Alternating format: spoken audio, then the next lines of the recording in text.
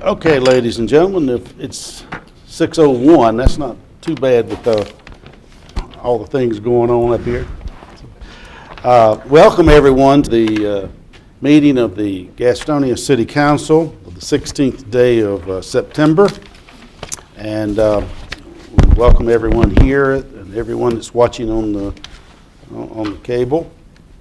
I would like to, at this time, if I may, I'm going to be calling on Mayor Pro Tem Brenda Craig for the opening prayer, after which our Boy Scouts are going to come up and lead us in the Pledge of Allegiance to the flag after the prayer. Before the prayer, I would like to, if I could, in behalf of the council and the city, the Brotherhood of Police Officers, City of Gastonia, had a very tragic last few days and week or so, and I would like to ask everyone to please remember, if they will, the thoughts and the prayers. First of all, little Molly Justice that passed away at 19 months old, and also Travis Captain Britton's sister, who passed away earlier this week, last week, and also of course, let's think of Officer Kane that was in the serious car accident, who did break both arms. And so all that happened in pretty much just a short time span together. And so we certainly want to remember them and in our prayer also. Okay, Ms. Craig.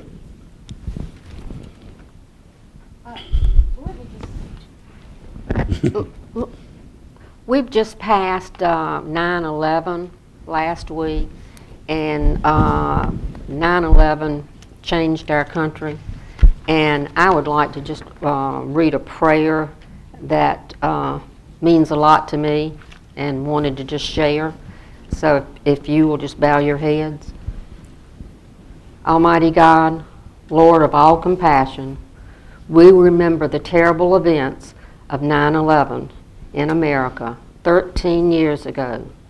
We are reminded that we live in a broken and divided world where some are bent on terror and destruction. We recall that day when planes speared into the Twin Towers in New York that later collapsed in dust and fire to rubble. Another hit the Pentagon, and a fourth crashed because brave men sought to stop it from reaching its target. In a world where some are willing to die in the name of their religion, killing and maiming thousands of innocent people, we struggle to understand and combat terrorism. Almighty God, as you commanded, we do pray for our enemies, for an end to the hatred, the wrong teachings and beliefs, and the recruiting of suicide bombers, some no more than children. We pray for the victims of September 11, 2001. We pray for the children left orphaned, for bereaved parents. We pray for the people still suffering from injuries and terrible memories. We pray for those who work to relieve and heal the suffering. Pour your Spirit upon us to enable us and all your people to work for justice and true peacemaking. In your holy name we pray. Amen. Amen. Okay, if the scouts would come forward.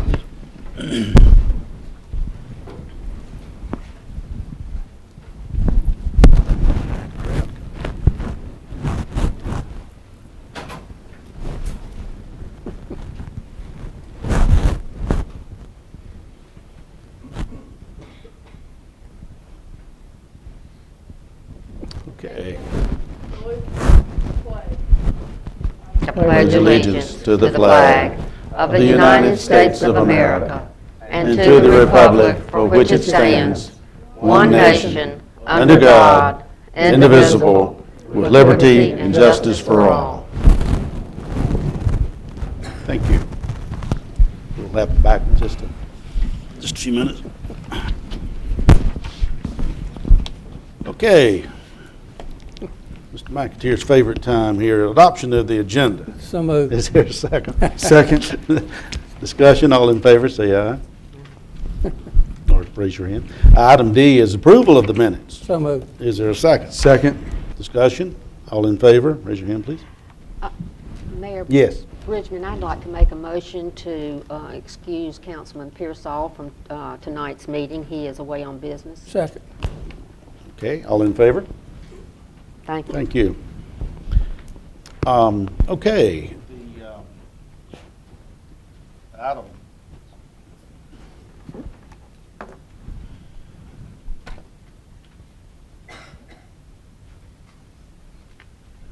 Item E is award ceremonies and promotions committee. Thank you. And the first one is Childhood Cancer Awareness Month, a proclamation, and Mr. Gallagher and I are going to meet Mrs. Heather Heron at the podium, please.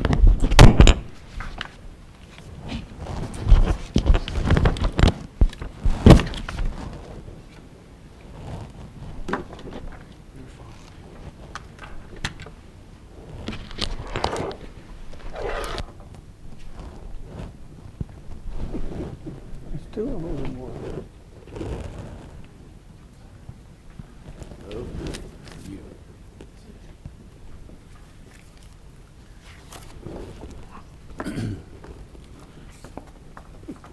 Ladies and gentlemen, let me read, if I may, the proclamation for Childhood Cancer Awareness Month, September 2014. As a matter of fact, it was on the news just before I came tonight. Whereas every year an estimated 263,000 new cases of cancer affect children under the age of 20 worldwide, 720 children a day, and every day 250 children die from cancer around the world. And whereas every day in the United States, 46 children, more than a classroom, are diagnosed with a form of childhood cancer, and every day 7 children who have been fighting cancer lose their battles, not including the ones lost from treatment-related side effects. And whereas although 80% of childhood cancers are being cured, it still remains the leading cause of death by disease in children under 15 in the United States. And while progress has been made in curing some types of childhood cancers, for some children, there's little or no hope. And whereas childhood cancer is not just one disease, it is made up of a dozen types and countless subtypes, and is diagnosed in all ages, from newborn infants to children, teens, and young adults. And whereas treatment options for childhood cancer are hard, traumatic procedures for children to undergo, and the average child with cancer can spend well over 180 days in the hospital and can miss the entire year or 2 years of school during the battle. In addition, 2/3 of childhood cancer patients may suffer long-lasting chronic conditions from treatment, and some of them are often life-threatening. And whereas there's not been a new drug for the treatment of childhood cancer in over 30 years, excluding chemical trials, and many children are treated with adult-strength chemotherapy, drugs, and radiation. And whereas less than 4% of the federal government funding for cancer research is dedicated to childhood cancer each year, and until there is more funding for pediatric cancer research, the disease will continue to threaten and claim the lives of our children. Now, therefore, I, John D. Bridgman, the undersigned, do hereby proclaim September 2014 as Childhood Cancer Awareness Month in Gastonia, North Carolina, in witness whereof I have hereto set my hand and caused the official seal of the city of Gastonia to be affixed this 16th day of September 2014, signed by the mayor and the city clerk, Virginia Creighton. This is for you, Heather.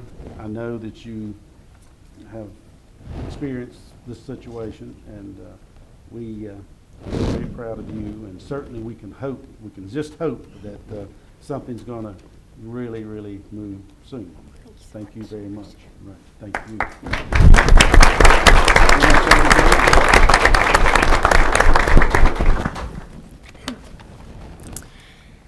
On behalf of our family and all of the local families affected by childhood cancer every day, I would like to express our deepest gratitude to Mayor Bridgman, the council members, and to our wonderful city for taking a stand against childhood cancer.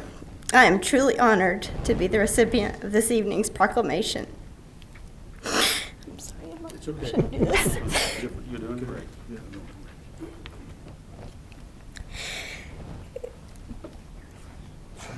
I'm sorry.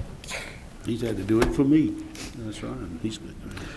That's fine. On behalf of Heather Hearn and the Hearn family, and all the local families affected with childhood cancer every day, she would like to express her deepest gratitude, and so would I, to Mayor Bridgman and the city council members, and to our wonderful city for taking a stand against childhood cancer. The Hearn family is truly honored to be a recipient of this evening's proclamation presented to them in honor of their daughter, Gabby, who cancer robbed her life at the tender age of 17 months last year. As you know, all have just heard in the proclamation by the mayor, September is officially Child Cancer Awareness Month, both nationwide and now proudly proclaimed in Gastonia as well, and encouraged you to go gold. That is why I'm wearing a gold tie today. As stated in the proclamation, Each day, 46 children in the U.S. will be diagnosed with childhood cancer. That's more than 2 classrooms, and 7 will die. There have been some improvements over the years, giving better prognosis to some forms of cancer as great as 80%. However, others still have less than 30% chance of survival. And if they do survive treatment, the majority will experience side effects, such as secondary cancer, loss of limbs, hearing, infertility, and so on. Their battles never truly end. Childhood cancer research is the least funded research for cancer in the United States, with the government only funding 3.8%. My daughter Gabby, your sons, daughters, and grandchildren, nieces, and nephews are worth more than 3.8%. 8 out of 10 clinical trials available in some cases are privately funded. Science is not what is holding us back from a cure. Funding and money are. Americans spend more on potato chips, that's pretty sad, than they do on research for childhood cancers, combined every year, and I remind you, these children are our future. There has only been 1 chemotherapy drug released in the last 20 years for children battling cancer. The majority of children go through treatment and receive adult-strength chemotherapy radiation, and due to the funding not being available to help save our children's lives. The chemo is just like a little too much for them. Tonight I ask you, please do not let this end at the end of September.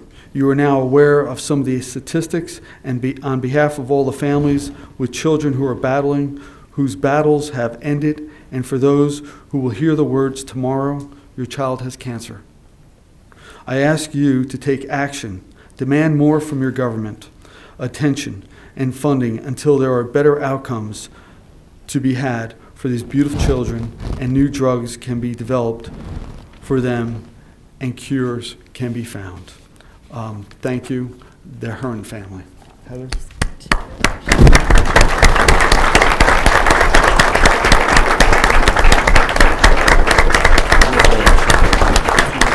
Walk by this.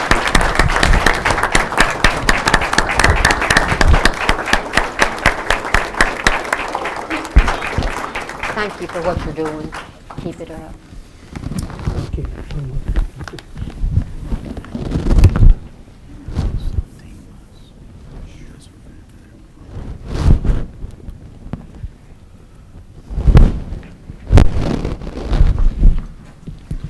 I would like all the people who are wearing gold ribbons stand up in support of cancer, and just want to say thank you all for being here.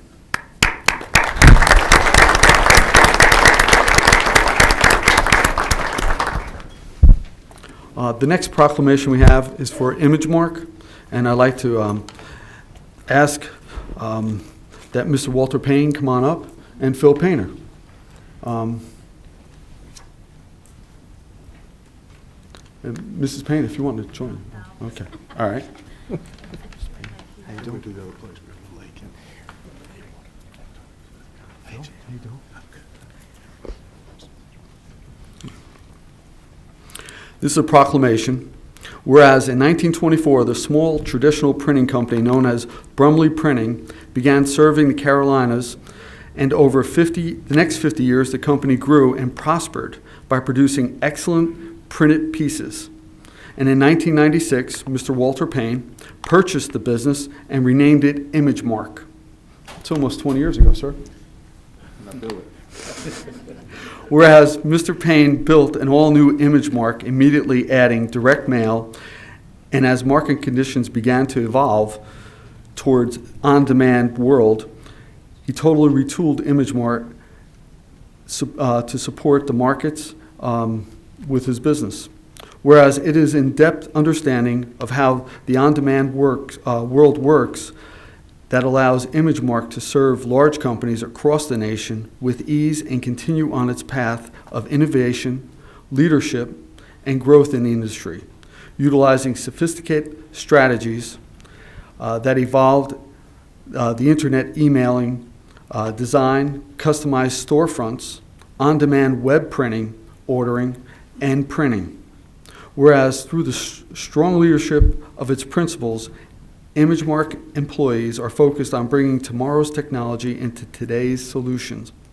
And through their daily passions, personal dedication, and creativity, ImageMark employees are committed to doing whatever it takes to achieve success for their clients. And now, therefore, Mayor John D. Bridgman of the City of Gastonia and the City Council and the City of Gastonia congratulate ImageMark and Mr. Walter Payne on 90 years of successful and innovative business. Do hereby recognize the company for exemplary service and dedication to its customers nationwide and to the citizens of Gastonia and Gaston County in North Carolina. And witness whereof, I have hereunto set my hand and caused the seal of the City of Gastonia to be affixed this 16th day of September in the year of our Lord, 2014, John D. Bridgman, Mayor. And I just want to say thank you very much for coming, and here's the proclamation for you, sir. 90 years. Yeah. That's Thank you, sir. quite a mark. Appreciate it. Do say some Holding up words. pretty well. I'm just a little over 90. Actually, I would be remiss to not mention the Brumley family and the Jarvis family, who were my predecessors and owned the companies that I was able to buy in 1996.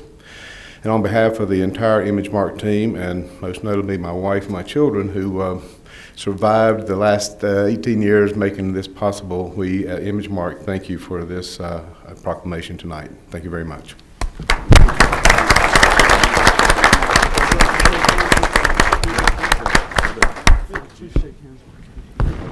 I would like to make a motion that we accept the two proclamations. Second. Thank you, sir. Hey, Brumley good been to there see many you. times, downstairs across the street. How you doing? Did we vote on that? Okay, good. Did I get counted? Good. I'm glad. A motion is second. Oh, have you voted? I'm way behind. Yeah, they counted us Oh, anyway. did they count us anyway? We stood up.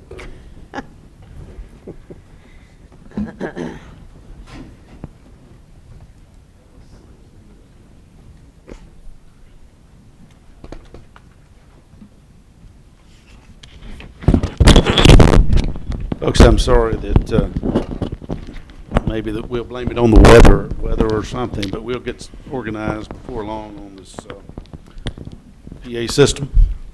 Okay, that's item E, ladies and gentlemen, of the awards ceremonies and promotions. We have several presentations. The first one we've already had a little sample of is from our friends, the Boy Scouts. And they just happen to have something that you might want, you folks here. It's and I'd like to call on Ms. Amber Parsons with the Boy Scouts of America, and bring your troops up, if you would, please, Amber.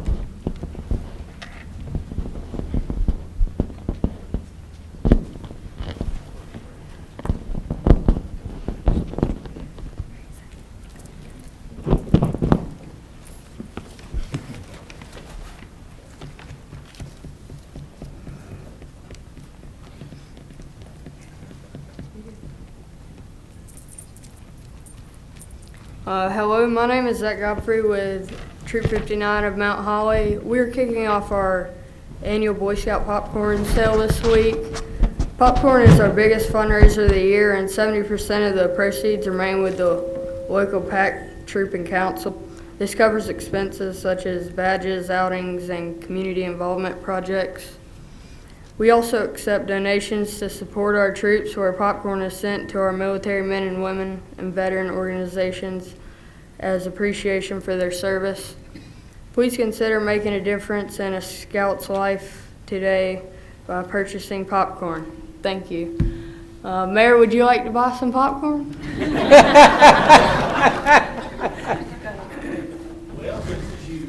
How much is it?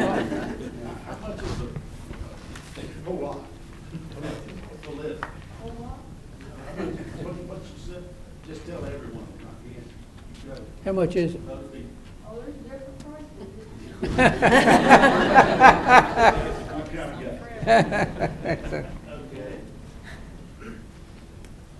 comes in different, for the big people and little people, doesn't it? Right?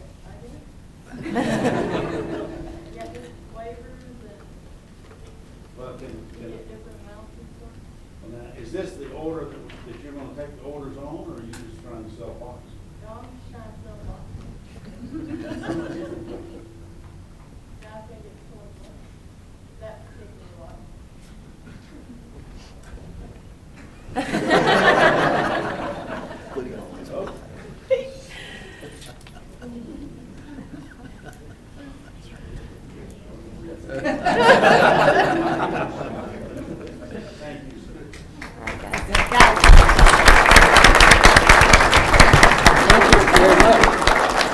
How much is this one? Wow. All right. I don't have my pocketbook. Do you take an IOU? Because I don't have a pocketbook. Do I take an IOU? Where do I send You're it? welcome. You're welcome. Okay. I'll get back with you, I promise you. Because I don't have my pocketbook. Unless somebody wants to pay for it for me. That was an easy sell. Thank y'all for being here. That's pretty good. Amber, I was gonna ask them each to stand up, but they buzzing away too far. They've got what they wanted here. Thank you very much. Number 2 is Myra Nichols, the Housing and Neighborhoods Administrator. Reference Sister City's presentation of Peruvian exchange students and American host students who traveled to Peru this summer. Myra. Good evening, Mayor and City Council. I would ask for the students and their host students to come on up and stand behind us. The group arrived on Saturday and was hosted at the airport, picked up at the airport by their host families. They have been here since Saturday, and they have enjoyed going to the Shoah Museum, visiting City Hall, enjoyed Racon Lake, and also tasted Tony's ice cream. They will be here up until September the 28th. This weekend they're going to be visiting Washington, D.C., and then they'll come back next week and actually attend Gaston County schools. And this is Eleonora, who is also the Peruvian program coordinator, and this was her first visit here. And she was actually hosted the chaperones this year, which happened to be my daughter. So I'm so glad that Eleanor was able to come this year. And she has a few words, and then we'll ask the students to introduce themselves. Good evening. On behalf of Santa Margarita School in Surco, Lima, Peru, I would like to thank you, Mr. Mayor, and the board for giving us this wonderful opportunity of participating in the Sister Cities program between Surco and Gastonia. This has been our 6th time doing the program, and we are very happy about it. I come with a group of 8 students, one of which has been here twice. This is his 2nd time, so he's very happy to be here, very excited. He doesn't want you to know who he is, but you'll find out. We would also like to thank the wonderful families who have hosted my students. We are overwhelmed by their kindness, their generosity, their warmth. I would also like to thank publicly my hostess, Mrs. Carmen Casada, and her family. They have been so nice to me. I'm thrilled to be here. We are so happy to know the people from Gastonia and to learn a lot from their history and their geography, but basically because we consider them to be so nice and so honest and so good and hardworking. We've had the chance to meet so many people. We also want to express our gratitude to the people who make it possible, all the people who work so hard so this program can go on. Julian, Lehman, Myra, Crystal, Jenny, and all the chaperones I've had the chance to meet when they went to my country, Peru. I finally want to say, before my students introduce themselves, I would like to say that I really hope that the bond between Sister Cities, Gastonia, and Surco grows even stronger in the years to come. Thank you so much. Thank you. Thank you so much.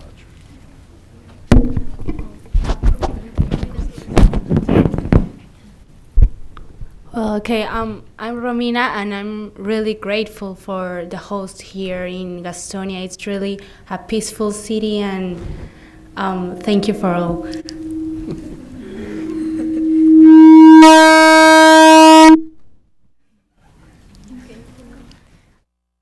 I'm Jennifer, and I just want to say thank you for receiving us, and I hope we can come back.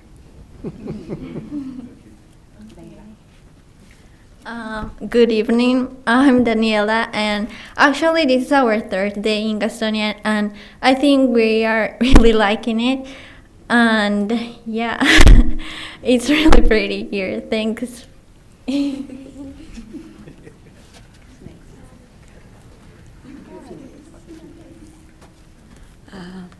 I am Josefina, and I'm very happy to be here. Thanks.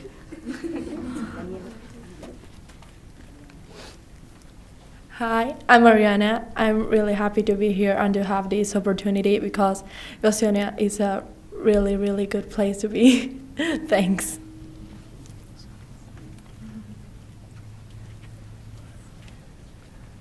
Hello, I'm Daniela, and I'm so happy to be here because this is such a quiet place, and people here are really nice to me, and thank you.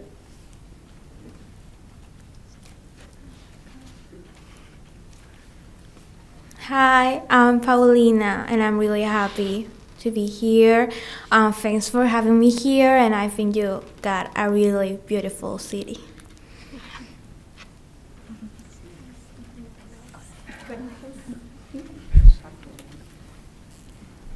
Hi, I'm Nicolas, or Nicolas in Peru.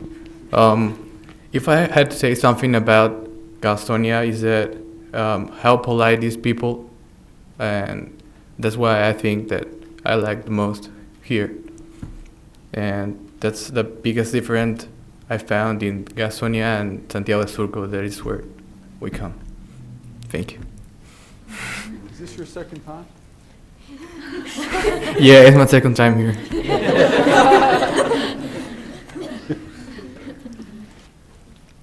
Well, thank you for your continued support of the program.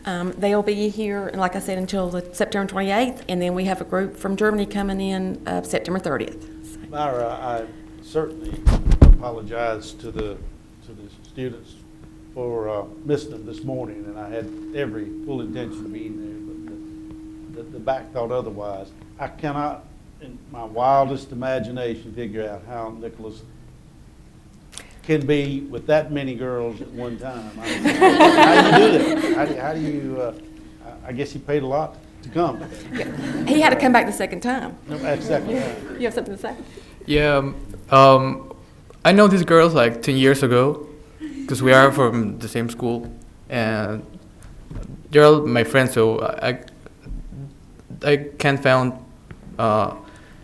too much difference between them and like being with the girls or dealing with some French guys and boys. Right, yeah, sure. I got some popcorn I want to say. If y'all like to go through and shake their hands? Yes, please come around.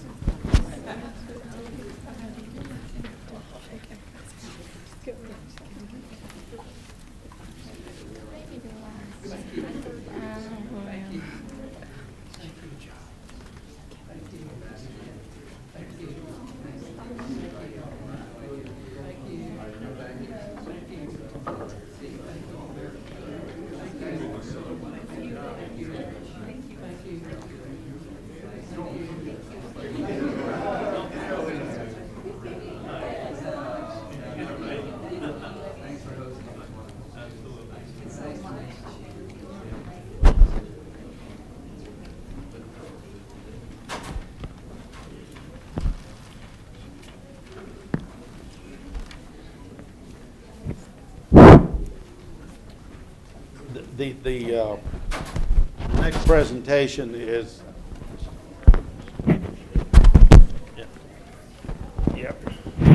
the next presentation will be a Commission on Accreditation of the Law Enforcement Agencies, ALEA, and I'd like to call on Chief-elect Chief soon-to-be, Rob Helton. Presentation. Thank you so much. Mayor, Council, it's my pleasure to be in front of you once again with good news.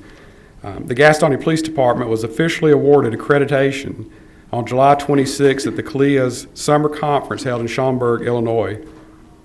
It should be noted that CALEA and accreditation is a voluntary program, but this was a vision and a goal of Chief Conley's during his tour of service.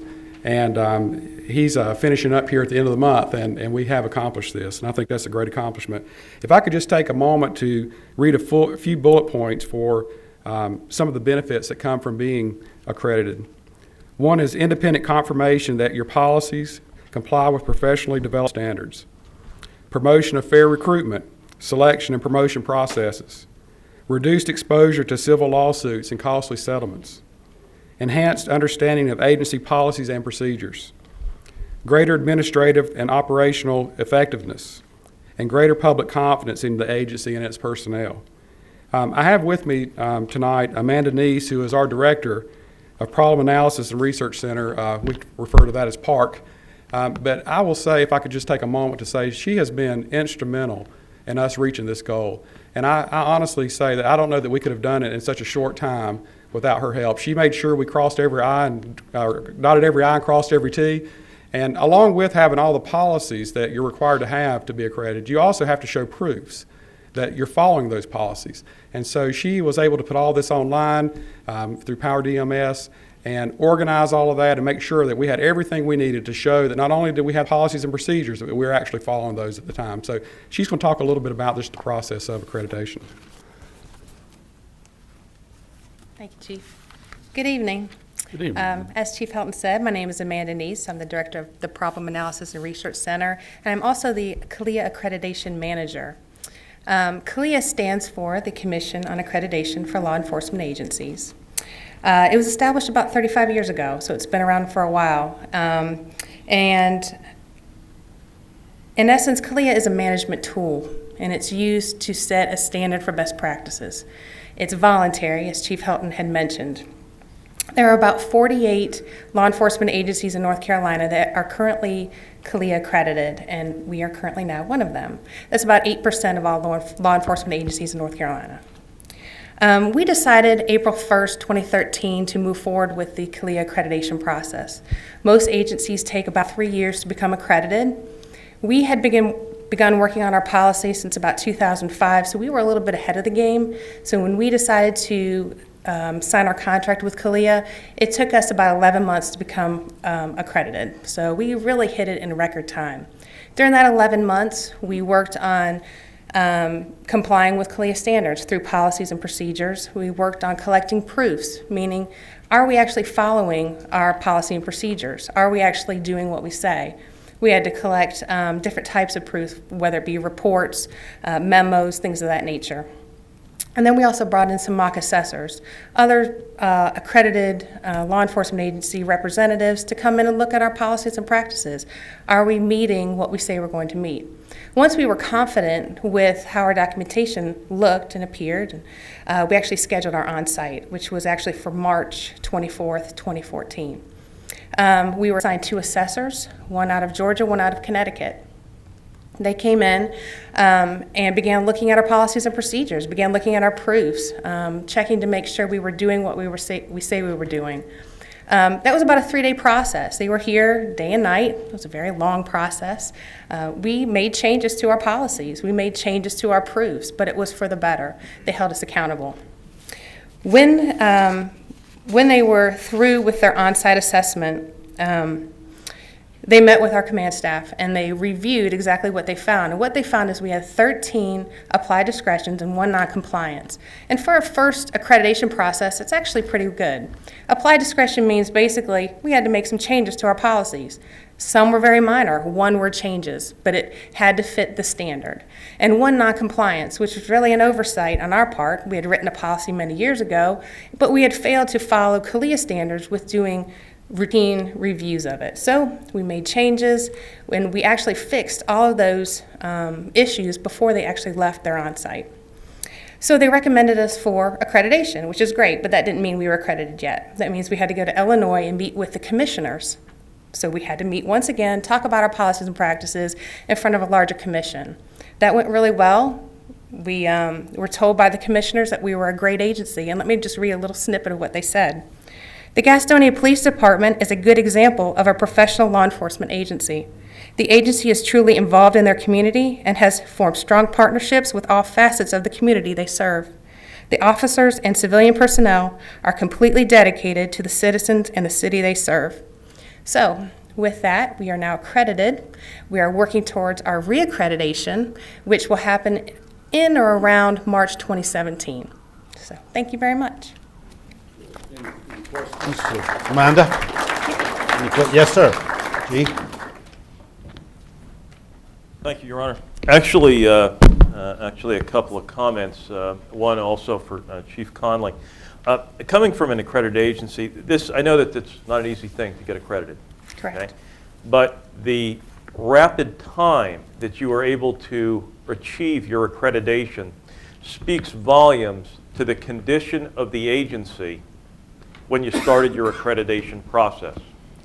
I believe I'm correct in saying many times agencies take 5 years or more to climb the accreditation ladder, and a number of site visits and far more changes than the 13 or 14 that you indicated. So I guess the point that I'd like to drive home also to Chief Conley is the job that you were doing prior to embarking on the accreditation process speaks volumes of the professionalism that this agency embodies. Thank you. Thank you. Yes, sir. Just one question, Amanda. Sure. How often do you get audited? We go through reaccreditation, which is similar to an audit, every 3 years. Every 3 years. Thank you. Any other questions? Okay. If I thank you both very, very much. We're very proud of our police department. Chief?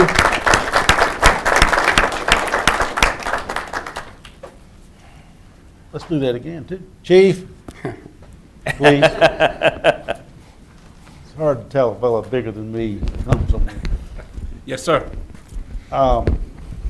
Rumor has it that you're going to fish and hunt, things like that, but not police, not run a police department. Is there any truth to that? That rumor is true. Okay. In all seriousness, and certainly you've got a good man standing beside you, but we appreciate all that you've done. I'm sure the others will want to say a word, but you've done a lot for the police department. You've done a lot for the city of Gastonia.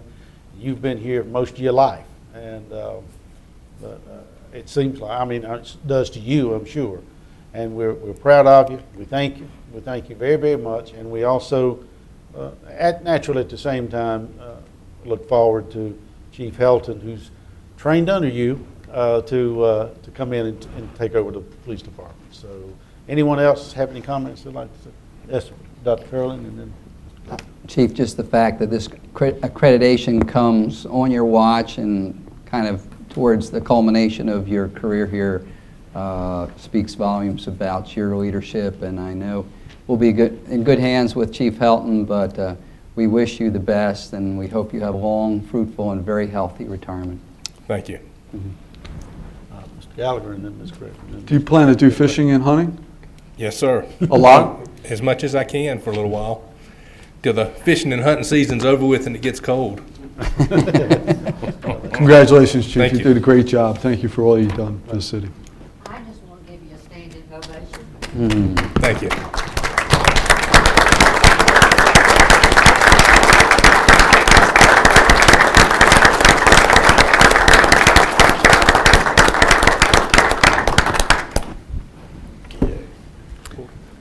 just want to say, Chief, you've always been so nice to everybody.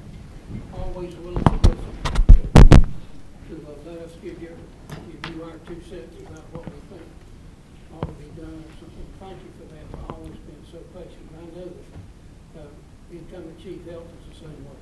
And we thank you for that, for being open-minded and for doing a great job. Thank you. Well, I appreciate it. I've enjoyed it, and you will be in good hands moving forward. Thank you very, very You want much. a box of popcorn? Popcorn while you fish. Okay. Thank you both very, very much. Yes, sir. Chief. Chief, Chief and Chief and Chief.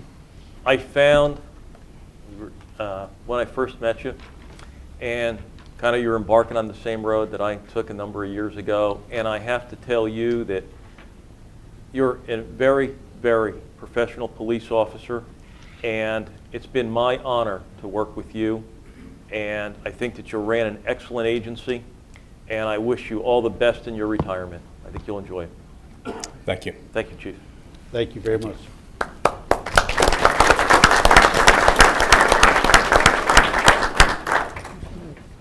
Yes. Maybe one of those kids back there might want this box. Which one? I don't know. One No, of these kids. yeah, he's one of them right there. One of these children back here, would you like a box of popcorn before we move any further? Come get it. I'll swap with you. That's light. You gotta keep these things. This is how they get paid. He'll do anything for a vote.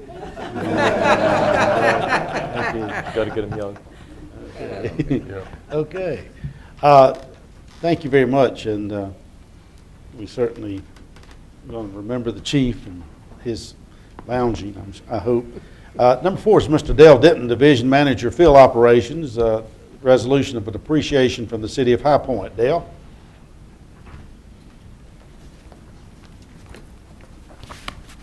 Mayor and City Council, it is again a pleasure to be with you tonight. I'm excited to share with you something the City of Gastonia was presented with, which is a resolution of appreciation from the City of High Point. Early in March, the City of High Point had a huge ice storm, over a half-inch of accumulation on power lines and trees. Their figures say that they had over 30,000 customers without power. It took them a total of 2 months to get all of that cleaned up. But Gastonia was one of 6 different cities that assisted in those cleanup efforts. 5 of our employees, plus Richard Butler, who transported the equipment back and forth from Gastonia to High Point, participated in that process. I wanted to mention those guys briefly. They're here with me tonight. Randy Bell was our team leader. Daryl Manley, Matt Huss, Dustin Smith, and Stephen Gibby were the representatives from Gastonia that went to help in those cleanup efforts. We went a total of 17 days. These gentlemen worked 12-hour days, a total of about 800 hours at High Point. They collected over 2,000 tons of debris. And I just wanted to add that High Point complimented Gastonia for being, I'll say actually they said we were the most productive city there, which was very exciting. If you allow me just a minute to read this. This is from the Office of the Mayor of the City of High Point, North Carolina. A resolution of appreciation. Whereas on March 7th, 2014, the City of High Point experienced a crippling ice storm which left widespread power outages, damage, and destruction to property. And the Governor of North Carolina declared a state of emergency for the City of High Point due to the extent of the damage throughout the entire city. And the damages to the electric system caused by the ice storm created a substantial and sudden workload beyond what could be handled promptly by the City of High Point's workforce. When the need arose, our neighboring cities and towns, many with weather emergencies of their own, answered the call to help without hesitation. Without the help of these outside crews assisting our departments to restore power to the residents and helping clean up the massive amount of debris, recovery efforts would have been substantially prolonged. Many of you worked long hours into the night and braved the terrible weather conditions to provide assistance where needed. You volunteered to leave your own homes and families to offer assistance to our city. Now, therefore, be it resolved that the City of High Point City Council wishes to thank the employees of the City of Gastonia for your dedication to serve with a giving spirit, compassion, and helping hands during the devastation of the March 2014 ice storm. So I want to thank you for allowing our folks to share the spirit of Gastonia with a neighboring community. And give me just a minute here, and I'll show you just a few pictures, if that's going to work tonight. Yep. Okay.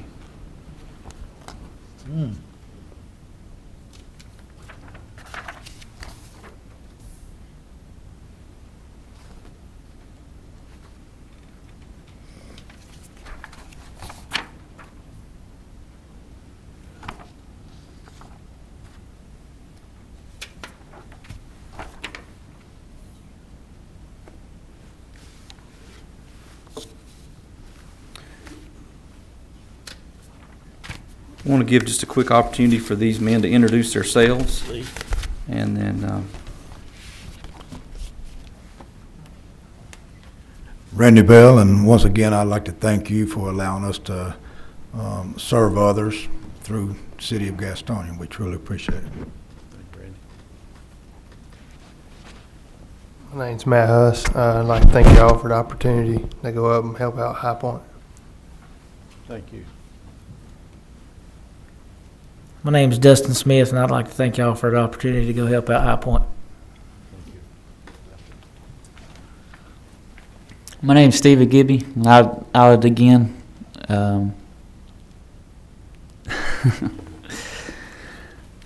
express my gratitude for letting all of us go to High Point to make a name for Gastonia 2 hours down the road.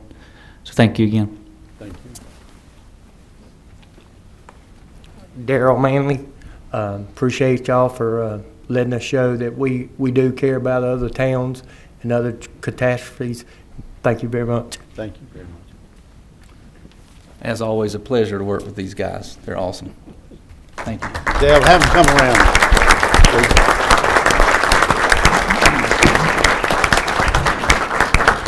There you go, Randy. Thank you. Thank you very much, Terry. Thanks a lot. Thank you very much. Good to see you. Thank you very much, Randy. There you go. Dale, thank you. Thank you, sir. Hope we don't have to call them and come Great job. on. That's right. They'll be here. Thank you, Darrell. Thanks for going up there. Thanks a lot for going up there, man. Thank you for going up there. Great job. Good to see you.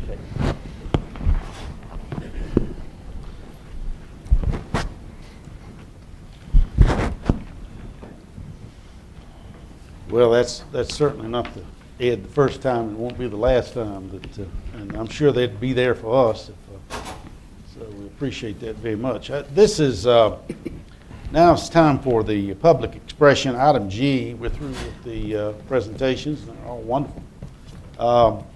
Public expression. Each person is limited to a total of 5 minutes speaking time, and we have to be. It's always been, and I guess always will be. We'll be pretty strict on that with those little lights right there. And when the red one comes on, the time is up. We have 1, 2, 3, 4, 5, 6, 7 people that would like to speak tonight. I'm going to sort of take the prerogative, Mr. Counselor, to ask the city manager. Several of these have to do with shooting range property. Would you make an announcement before I start the sign-up sheet, please? Yes. Mr. Mayor, members of council, and to the public, want to express to everybody that the property that the city was looking at in terms of the possibility of a firing range is not under consideration anymore. It's really not practical. So that is something that the city council really, there was a conversation about it as early as August 29th, that where this property really is not suitable for that. So to make everyone's life a little easier in the Forest View area, that this project isn't being considered by the city anymore.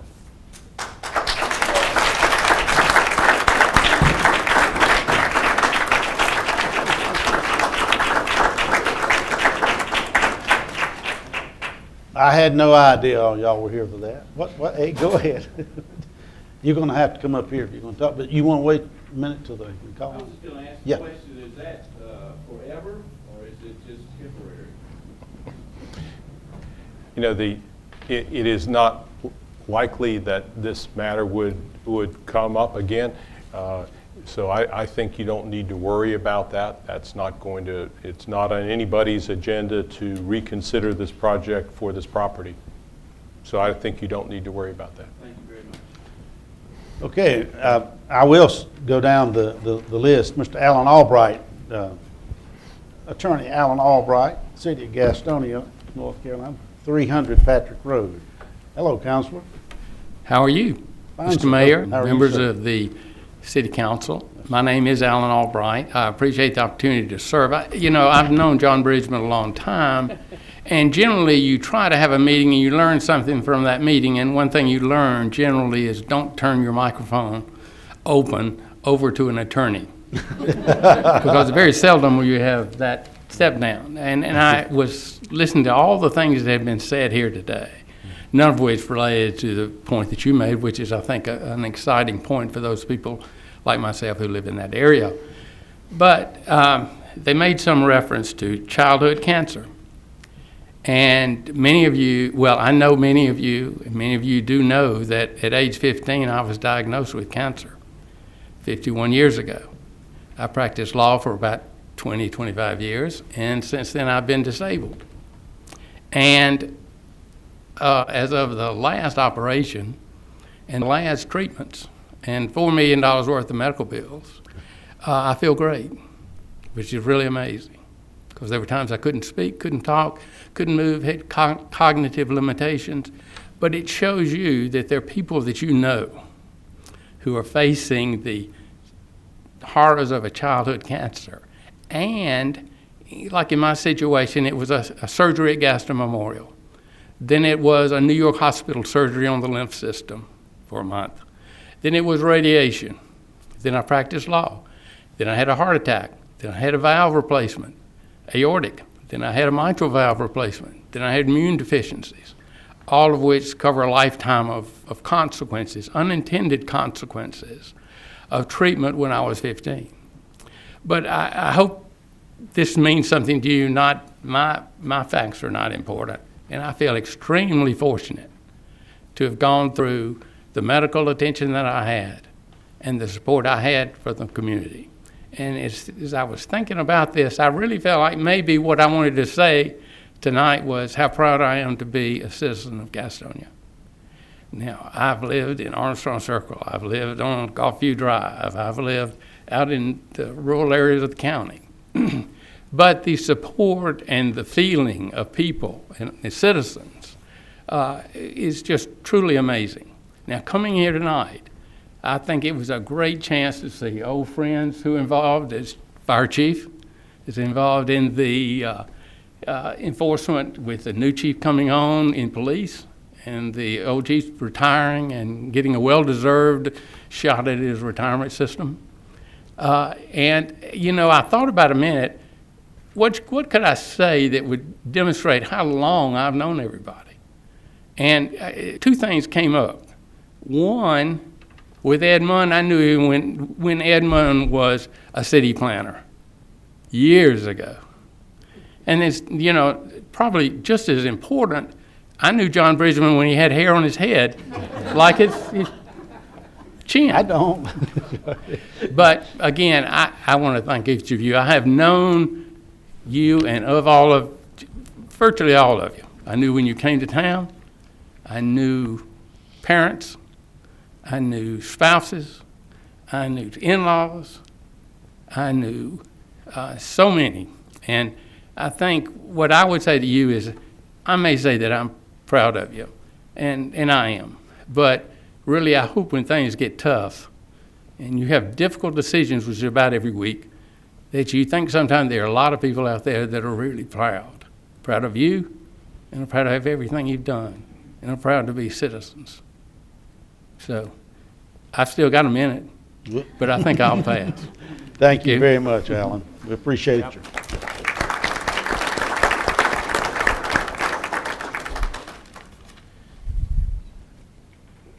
Well, it's very interesting, and you certainly could never say that you had a boring life, the way that all that you have done. Next one is Wilma Ratchford Craig. She's a Craig now. on 315 Union New Hope Road. Yes, sir. You will recall that it was on August the 19th that I spoke. Where am I supposed to stand so you can hear me? I want you to hear me. Yeah. That I spoke to you about our community's concern on hearing that the 314-acre tract on Union Road was under consideration for a gun park range. We in the Union community got to thinking, we want to nip this in the bud. We want to stop it now. So we got busy and talked, and we realized that not everything you read in the paper is true, and politicians don't have the best reputation among some of us, and a lot of things have come into it.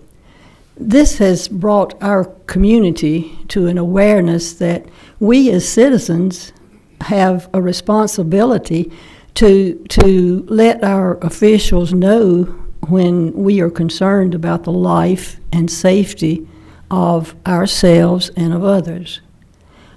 We have differing views on things.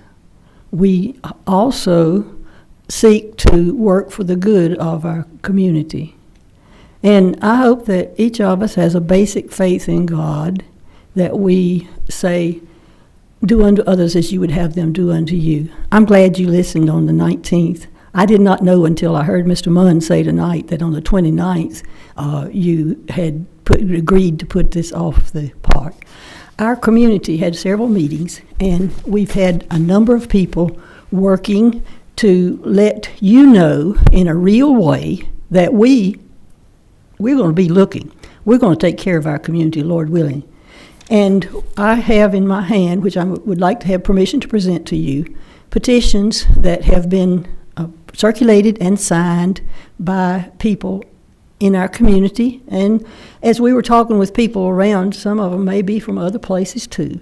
But we appreciate the fact that you are listening to us and that you will be concerned with not only the interests of some who are particularly interested in a gun park range, but that you will keep on considering that we need to take care of those who can't take care of themselves, of those who are struggling to meet their responsibilities. Thanks for listening to us, and enjoy these petitions, and remember, we're out there. Thank you. Thank you. Hey,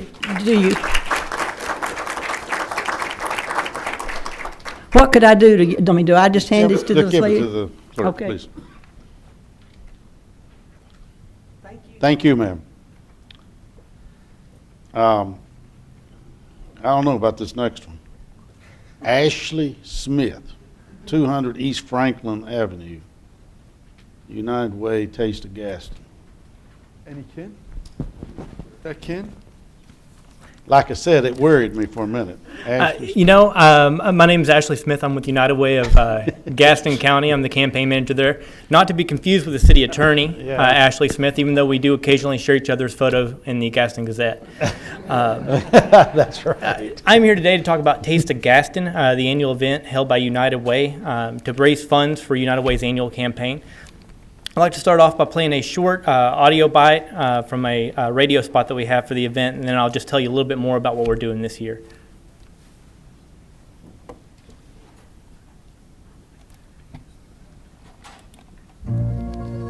You walk by a cardboard box on the street. It could be that someone set it out by the curb for trash. It could be that someone close by is moving, or it could be someone's shelter for the night. That last one makes us uncomfortable because we hate to think that there are people in our own neighborhoods who don't have a safe place to sleep tonight.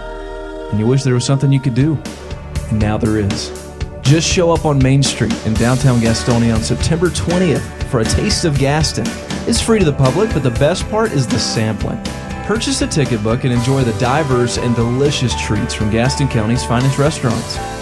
This year's Taste of Gaston proceeds will go towards eliminating homelessness in Gaston County, especially among families and children. Take a stroll down Main Street on September 20th and enjoy downtown Gastonia and a Taste of Gaston.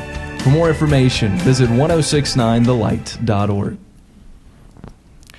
And as you heard, this year's proceeds for Taste of Gaston are being used to target and help move the needle in the area of homelessness in our community, and specifically targeting people who are near homeless, those who are maybe one bill away or one sickness away from being on the streets or losing their house. You know, I'm reminded, speaking in front of you today, of one of my favorite lines from one of my favorite authors, who said that the brotherhood of man is not just a pretty idea or beautiful ideal, it's a fact.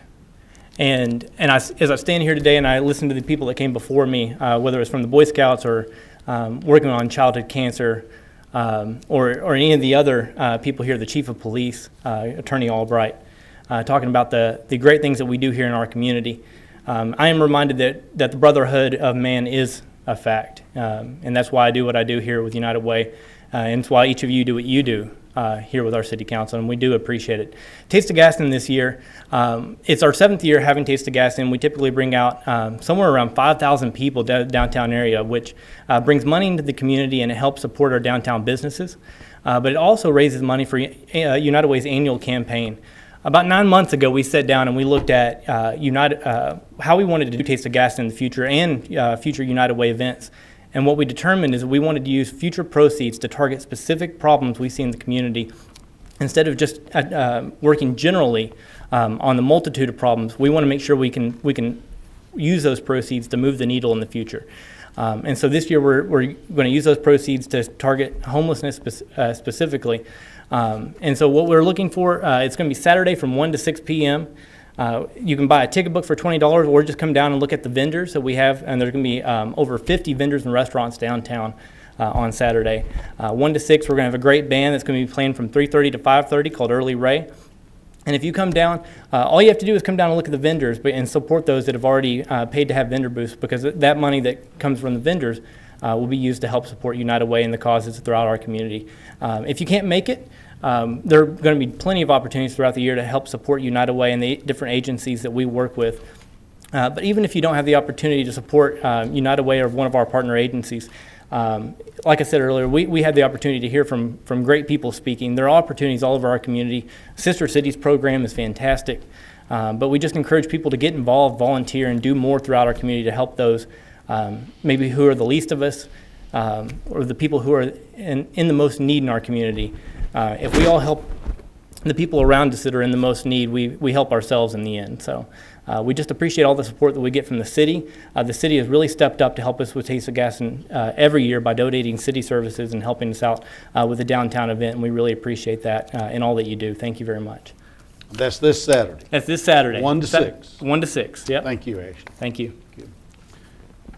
Okay, the next one on the list is Mr. Jim Bright, Howard's Creek School Road, Lincolnton, reference Tar Heel Challenge. Mr. Bright.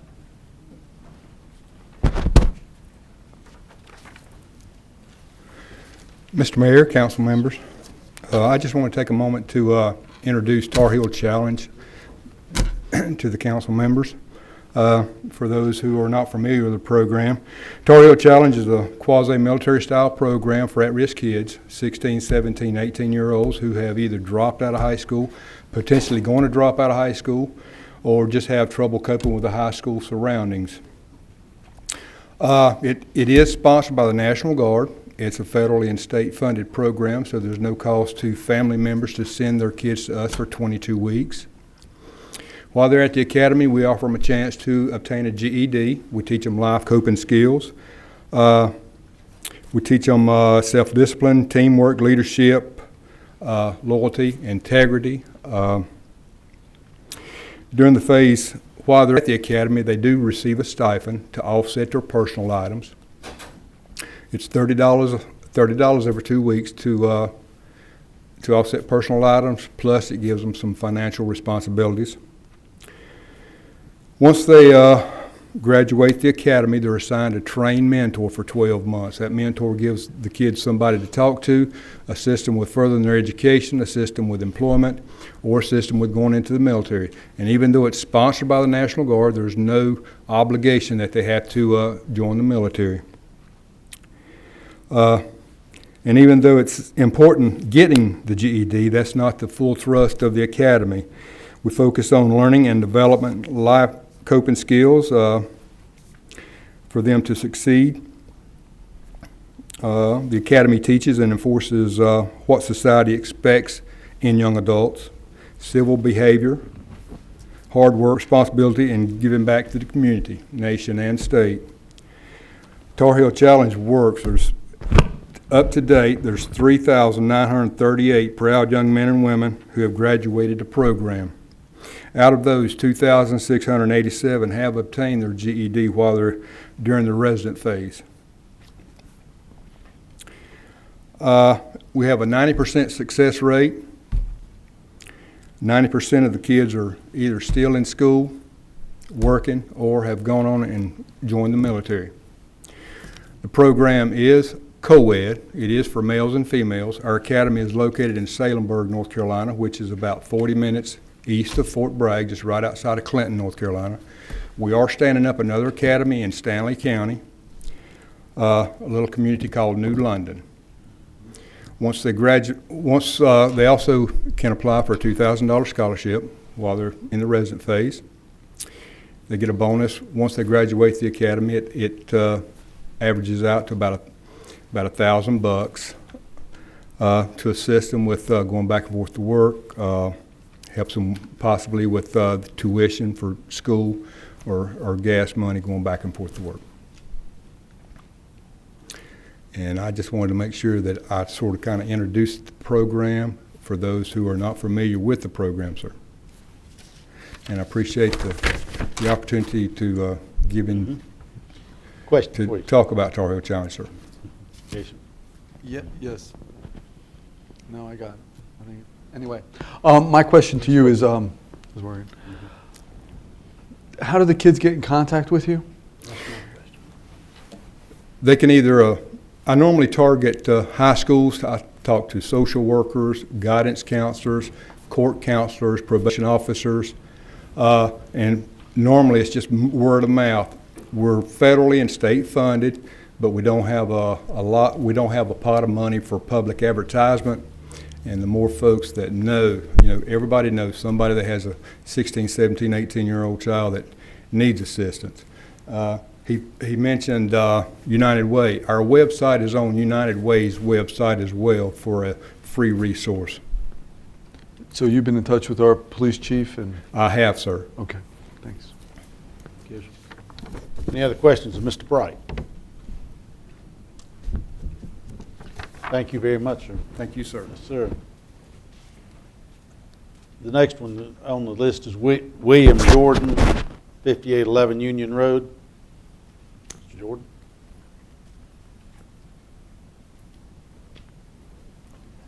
I do live at 5811 Union Road, and I've lived in that part of the county all my life.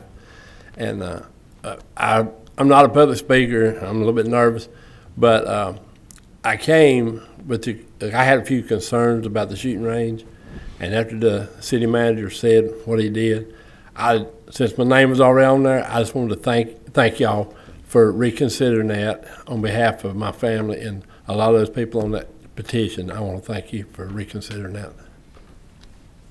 Thank you, Mr. Jordan. Next one's your neighbor, Bill Craig, Cowboy Bill from Sunrise Dairy. So, back forward. What happened to the buttermilk bill, John? I'd like to express to the city council and for taking this gun park consideration out of our community. I'm glad that we had this issue come up because it brought our community together. We had meetings, and from the very beginning, we thought that economics may stop it, but we didn't know. I didn't know until tonight. Well, John, the mayor, Mr. Mayor, told me last Monday, he thought it was off the radio, but that wasn't an official statement, was it? Anyway, And tonight when I got here, the Mayor Pro Tem, Brenda Craig, said it was off. And I said, if you'd told us it was off before, we wouldn't have had his, I knew 2 weeks more work trying to get people rallied up to oppose this. But anyway, we're glad you heard us, and we're glad that you have come to the conclusion to take it all to consideration. By the way, this piece of property is right beside our farm. It's the limits. I don't have any problems with people using guns, but I'm concentrated that close to my farm, my cattle, my family, and so forth. So that's one consideration. Another consideration, this is a rural community. What a little bit of it's left. This particular 314 acres was a part of a farm of my great-grandfather, Poplar Bob Wilson, who was my great-grandfather. I'm sure that his descendants appreciate this being taken off the radar. It's a rural tract of land. By the way, the city of Gastonia took it into the city by satellite annexation at the request of the property owners who bought it. They were going to develop it and make it into residential and commercial, and they had great plans, but the economy stopped that, and now these owners have this piece of property and they'd like to get rid of it. I don't blame them. I'd like to get, if I had it, I'd like to get rid of it too. But anyway, we didn't vigorously oppose that. But when we started hearing about a rifle range, gun range, and even demolition of bombs and so forth, we sort of got excited. And I hope you all forgive us for bringing this to you, but I'm glad that we brought it to you and you come to this decision. Thank you. Thank you, Bill. The last one on the list is Linda Mooney, 2 Old Fox Trail, Lake Wiley, South Carolina, Life Chain. Welcome. Thank you. Thank you, Mayor Bridgman, Mayor Pro Tem Craig, City Council members, City staff for allowing me to be here. I hope I'm not seen as too much of an interloper. My name is Linda Mooney. I'm a member of St. Michael's Catholic Church here in Gastonia, although I live in York County. I shop and go to the doctor here and eat here in Gastonia. Ate at Cheddar's for lunch today. My church, St. Michael's Catholic Church and Catawba Heights Baptist Church, are going to spearhead a program here in Gastonia on Sunday, October the 5th, called Life Chain. Life Chain is a peaceful, prayerful witness to life that is taking place across the nation in communities and cities on the first Sunday in October since 1987. It was actually held here in Gastonia in large numbers from 1994 until at least 2001. It's been held only sporadically with much smaller crowds since then, and our 2 churches have come together to try to bring the community back together to do this just once a year on Sunday, October the 5th. What we'll do is we have a permit from the city to be along the sides of East Franklin Boulevard on that Sunday afternoon from 1:30 to 3 o'clock. And also on Cox Road, Armstrong Park Road, where there are sidewalks. We'll hold pro-life signs, and we'll space ourselves 25 feet apart, except for families, to form a living monument to life. And we'll all quietly pray and just serve as a witness and come together in prayer to help bring the truth, to remind our fellow citizens of the truth. This is not a message of condemnation. This is a message of trying to bring truth to people, to offer mercy and reconciliation. Most of our country is pro-life. Most of Gaston County is pro-life. All are invited to come. There's no charge. We have purchased the signs, the nationally approved signs. We'll be distributing them from the sidewalk outside of Hobby Lobby, beginning at 1:30, and also from the Crisis Pregnancy Center truck, which will be located somewhere in the Gaston Mall parking lot. You know, that new, Mary Jo's cloth store is there, but also the new Target. There's lots of parking available there as well. I have a picture of a flyer. I don't know how this contraption works. There you go. Oh, got it. Okay. So I was almost overwhelmed by the technology and had to make a choice between coming here tonight or getting the flyer blown up the way I wanted it, so I came anyway. Here's the lower portion of the flyer. And since I couldn't get the contact information blown up better, what I want to say is that for people who want more information, to just call St. Michael's Catholic Church or Catawba Heights Baptist Church. Sue Pruitt there, or myself, you can ask for it, but if you just speak with the church secretaries there, you can get more information. Here's the back of the flyer as well, which contains a little bit more of the details. What is it? It's a peaceful, prayerful witness to life. Thank you very much. And Smoody, just want to ask you one question. You pick up signs at 1:30 either at Hobby Lobby or at Gaston Mall. Anyone can show up? Anyone, yes, all are invited. We hope that all of the city of Gastonia, Gaston County, surrounding regions will come. As I said, this is a national event. There'll be several chains, life chains in Charlotte. I know another one in Rock Hill I just heard about the other day, but I don't know of one that will be held somewhere else in this, this region. So we're inviting Dallas, Lincolnton, Stanley, all of Gaston County to join us. And how long is it going to be? 1 hour. We're asking people to come at 1:30 to begin to pick up signs and to find their place on the sidewalk, but it really takes place just from 1 to 3.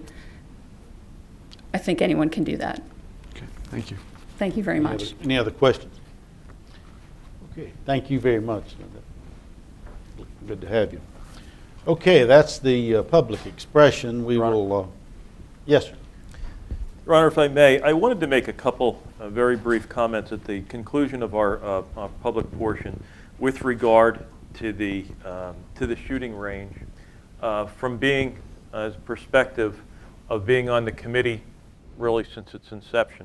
I know that some of the folks have left already, but a couple of things that I want to make sure that are understood by the folks that are still here and those that are watching.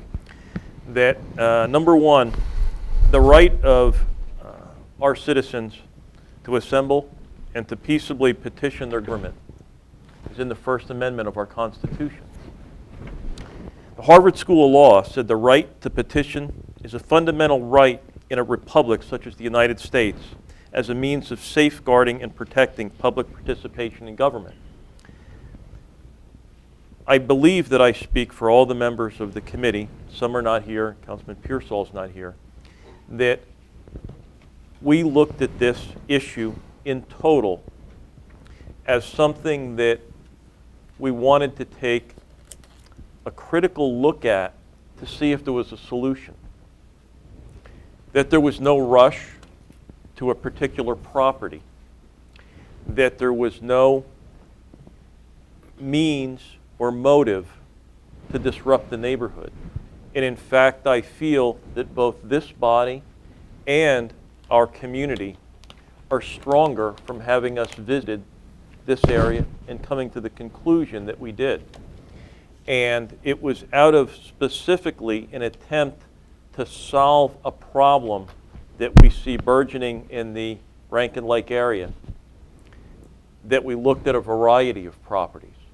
So I hope that everyone understands that our motives were to try and improve, not to denigrate.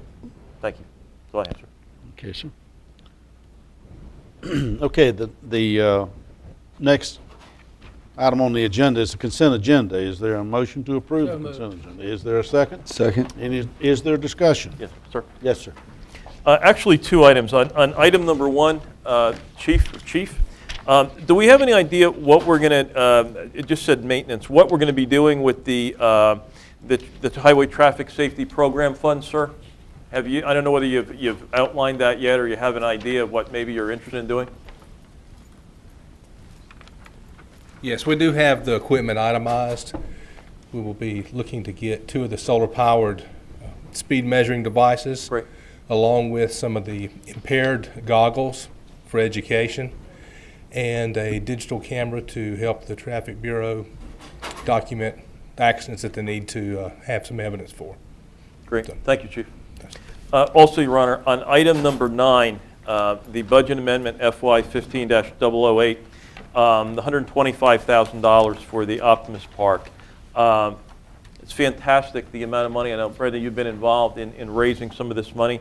But also, Ed, if you could just maybe give us a little synopsis on, I know that a lot of our public employees work over there to make this park a reality, and through the services that they provide there and the work that they do.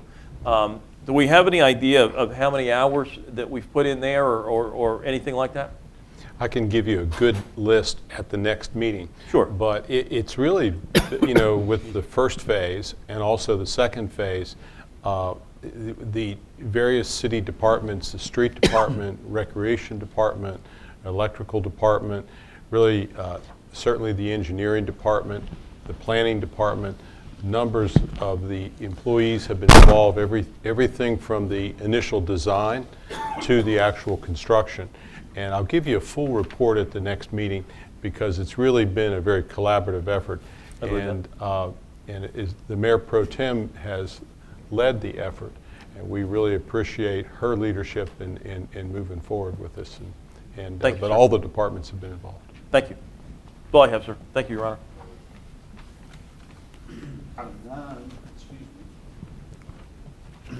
Excuse me, item 10. Award of contract for planning services, Cox Road, Franklin Boulevard, Redbud Drive, Main Street, Lowell, area traffic plan, Kimley Horn Associates. Mr. Rusty Boston. We never vote. The Did we consent not? agenda. Let's do that. Okay. I was coughing, I'm sorry. Is there a motion to approve the consent agenda? Motion here, sir.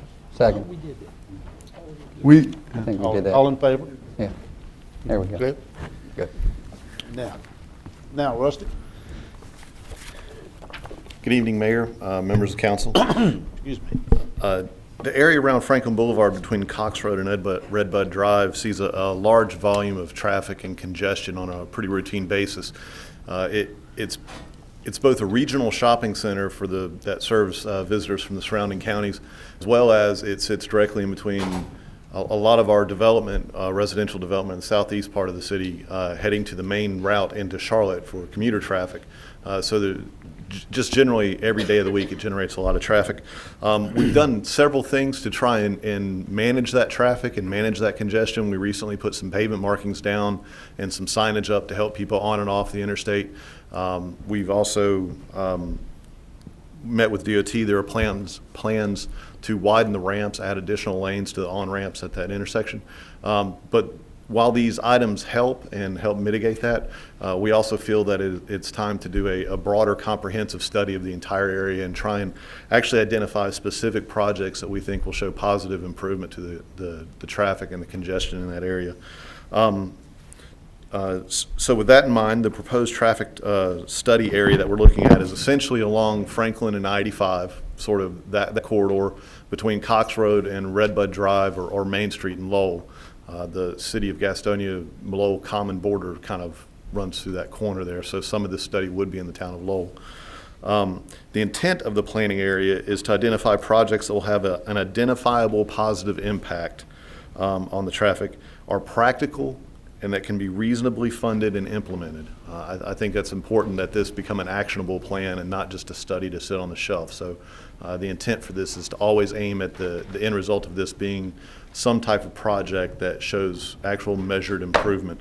The funding for the study comes from $100,000 of the study comes from a federal grant funneled through the MPO, the Gaston Cleveland Lincoln MPO. There's a $25,000 or a 20% local match. Because part of this is in Lowell, Lowell has agreed to contribute $5,000 to it. Also, there is a very large tract of undeveloped land on the north side of I-85 that will have a significant impact whenever it's developed in that area. How that development happens is pretty critical to this whole area. Essentially, it's as big as the Franklin Squares are. So the family that owns that property has also agreed to contribute $5,000 to the matching grant. So Gastonia's contribution is $15,000, which is already budgeted for in the current budget. A selection committee solicited proposals from qualified engineering firms. We reviewed those proposals. We interviewed 2 of those firms, and we selected Kimley Horn and Associates as the most qualified to perform this study. They've done this type of work several times throughout the state, very successfully, and we feel we have a very good relationship with Kimley Horn. We can work on this study and get positive results out of it. Jonathan Guy and Steve Blakely are here with Kimley Horn to answer any questions also that y'all may have. Staff recommends approval of and award of this contract to Kimley Horn, and I'll be glad to answer any questions you may have. Questions? Yes, sir. Yes, sir. Rusty, is this going, and I'm hoping so, is this going to also include possibly the Remount area, Remount Road? And the reason I say that is because I know that we're revisiting a number of the parking issues of the establishments in that area. Is that something that we could look at? I think Remount's probably on the peripheral of this study area. I think we will probably want to look at things in Remount and how they interact with the traffic surrounding that area. I don't know that we're specifically going to be looking at Remount itself as that. I think we're focusing mainly on the, everybody knows the big issue is number 1, Cox and Franklin, and then just down Franklin at the intersections and entrances into the Franklin Squares, and then the I-85, Cox Road, and then Redbud. That seems to be the corridor. How streets interact with that, I think, will be looked at. Okay. But that's the focus of where we're at. All right. Thank you. Thank Yes, you, sir. Ryan. Yes, sir, Doctor. What's our timeline on this? 9 months. Okay. Thank you. 9 months. That's great. Rusty, on page exhibit 10-13, where it breaks out the billing, the hourly billing per professional classification. Yes, ma'am. Okay. Down there, the very last one, it says expert witness. Help me understand where that terminology comes in. I'm going to let our friends at Kimley Horn address Okay. that one. That one is not one that we ever anticipate using with this. I don't think the intent of this study is to ever involve a situation where you need an expert witness, but I'm going to let them answer that one specifically. Well, that's one of the highest billing per hour. That's why I asked. Yes. I'd like to sign up for it. That is a nice one. Mayor and City Council, thank you very much for the opportunity to serve you on this project, and the MPO as well. We appreciate that, and City of Lowell. Ma'am, that rate is a standard rate schedule for the firm, and that particular one is an item that we doubt we're going to have to use on this particular project by any means. So, Then are we saying we can mark it off? if you want to mark that one off, I'm sure that's not an included Because service. otherwise I'm in the wrong business. We'll be fine marking that one off. Yeah. That clarifies that. It just kind of jumped at me when I was looking at it, and I thought, well, I just needed some clarification on it. So you did clarify it for me, and I appreciate that. Thank you.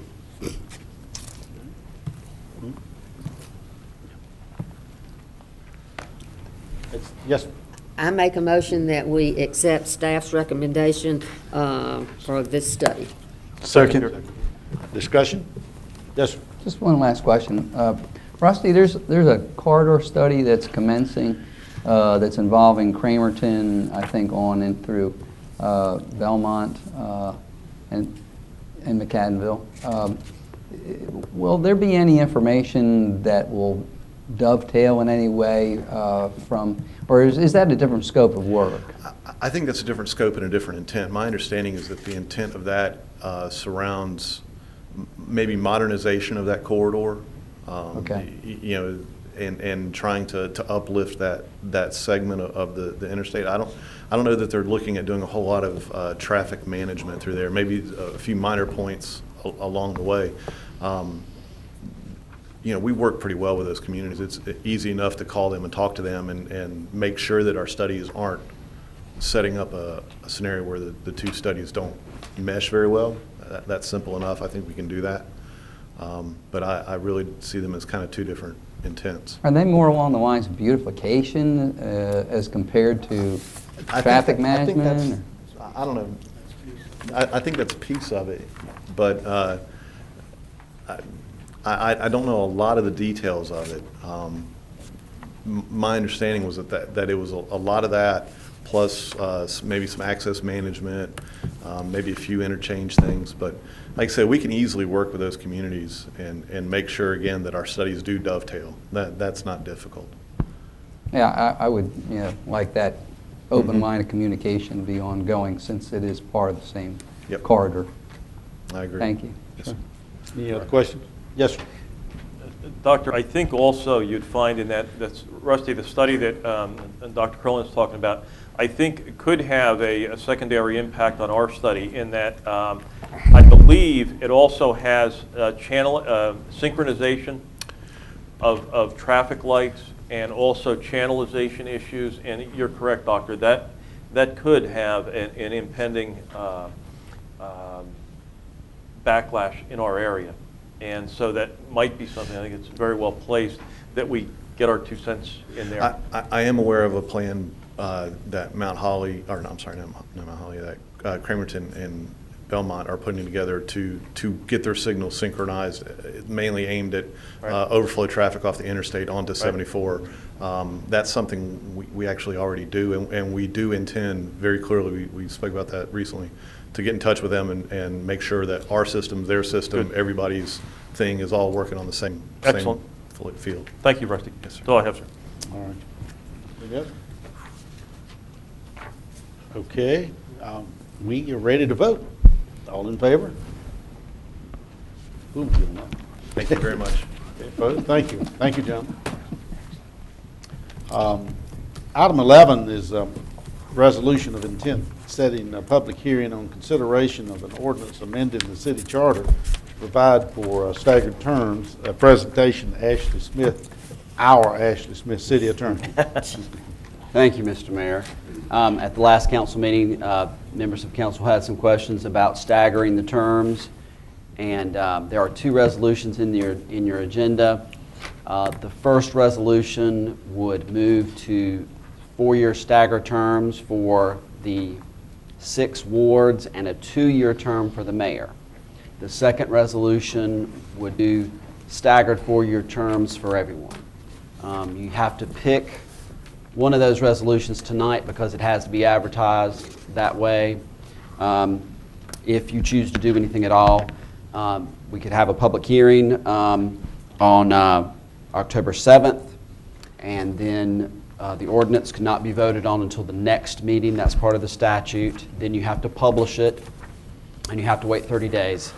If you get 30 days without a petition, it becomes law, and then it would be in effect for the 2015 election. However, there has been a change in state law, and although we know from our history it's only a remote possibility that a valid referendum would come in challenging one of these charter amendments. If one were to come in, the change in state law now is that the Board of Elections does not have to hold a special election within 120 days. They could wait until the next regularly scheduled election, which of course is November 2015, which means the charter amendment, if a valid petition came in, would not be in effect for the 2015 election.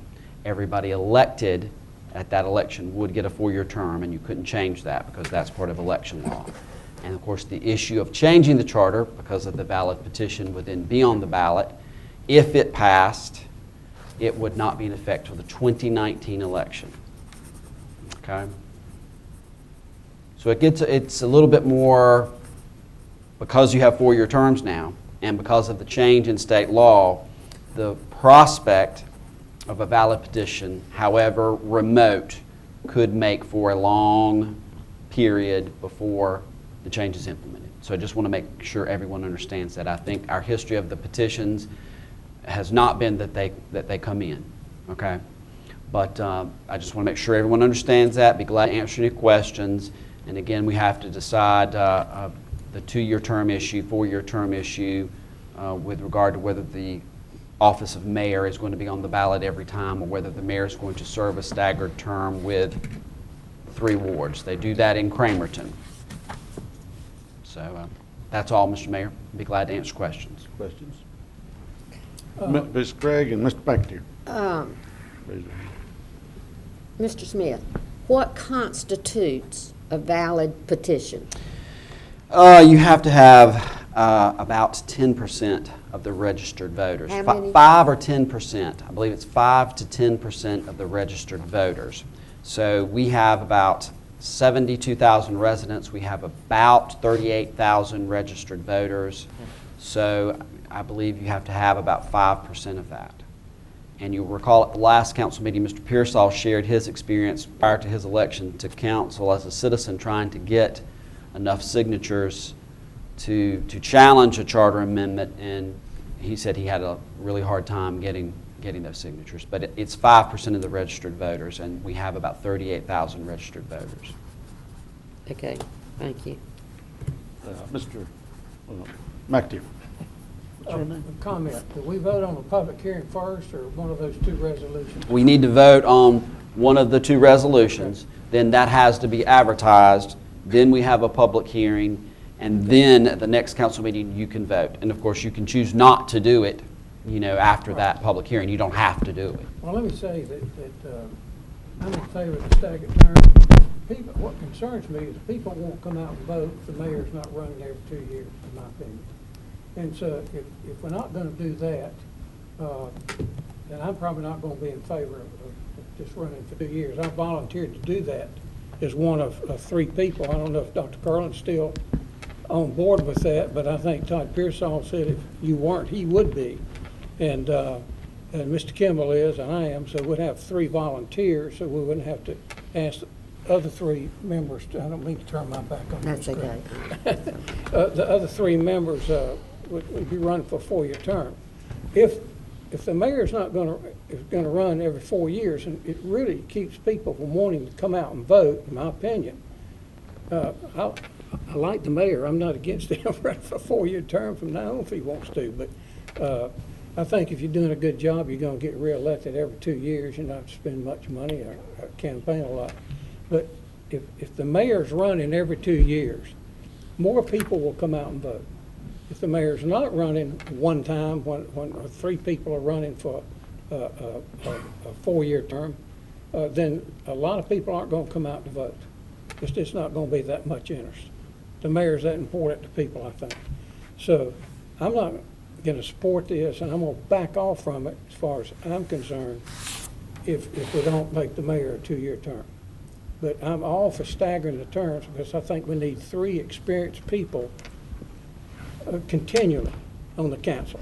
I think it's important to have that. There still be 4-year terms, and so that's where I stand on the issue. Just want to put that up front.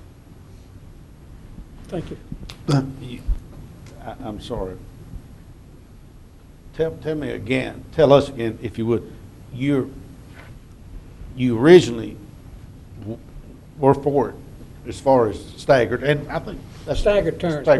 But if you're saying that unless the mayor's term is 2 years, that you would do nothing? No, well, I'm going to not run for just a 2-year term. And Mr. Pearsall may fill in for my spot, and you still have 3 people. But it's up to the council as to what we want to do. But it's nothing personal about the mayor, the 2 years. My concern is that people will not come out to vote unless as many people, substantial number of people, I think, unless the mayor's running each time. It wouldn't bother me to go back to just 2-year terms for everybody. People get to vote more often. But that's up to the council, is what they want to do. There's always been, to me, and you and I have been there, done that,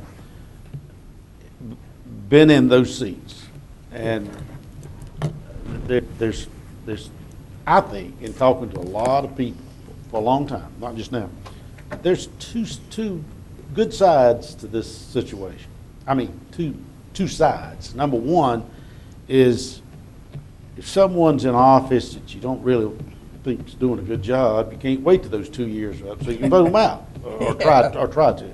The other side of the coin is that, and I served 3 terms on the council back in the 70s, 2-year terms, and the legislature, 2-year terms.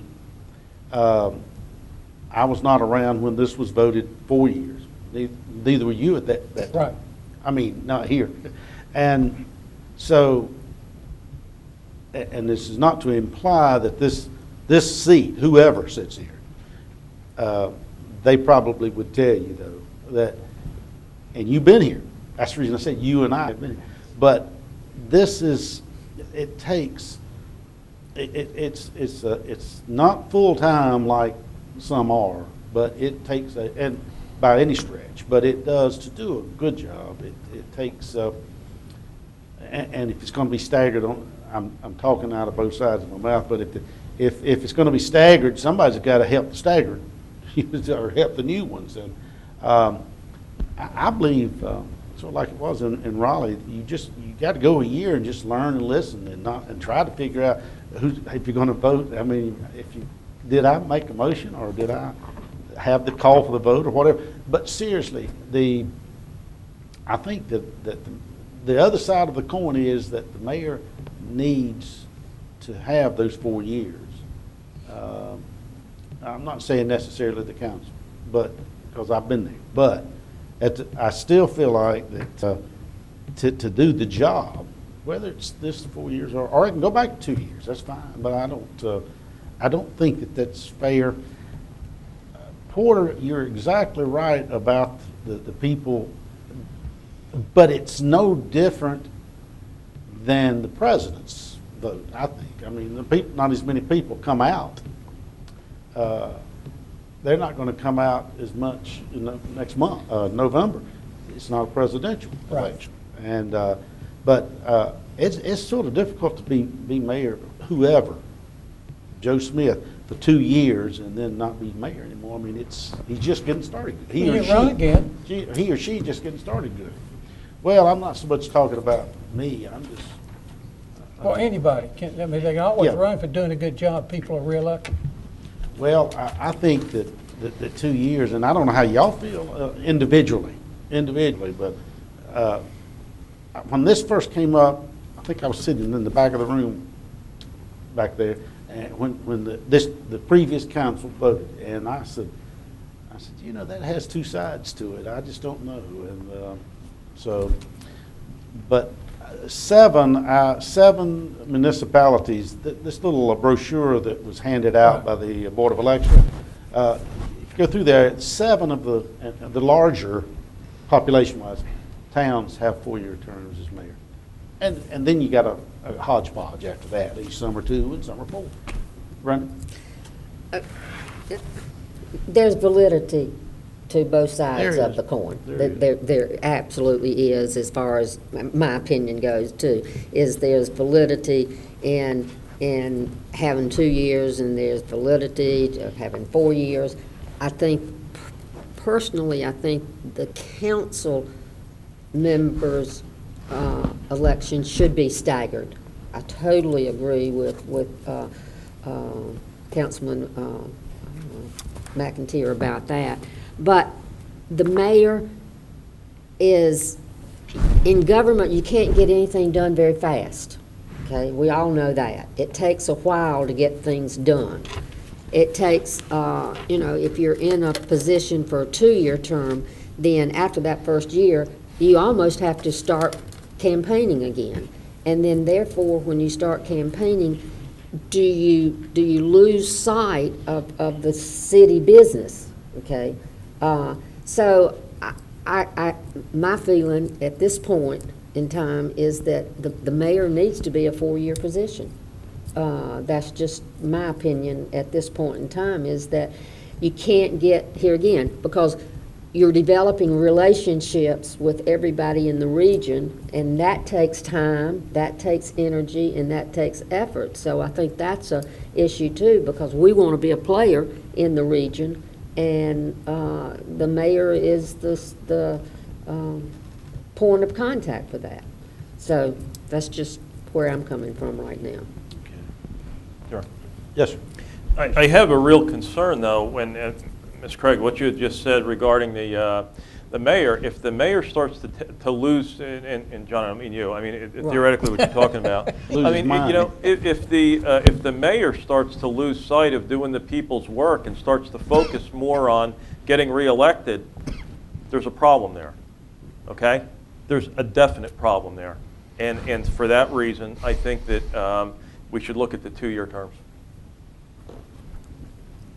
I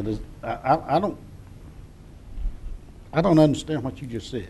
Well, it sounds like they're against each other there. Well, if Ms. Craig brought forth that she had a concern that the mayor's focus may turn from doing mayoral business on a 2-year term to moving into campaign mode to be reelected.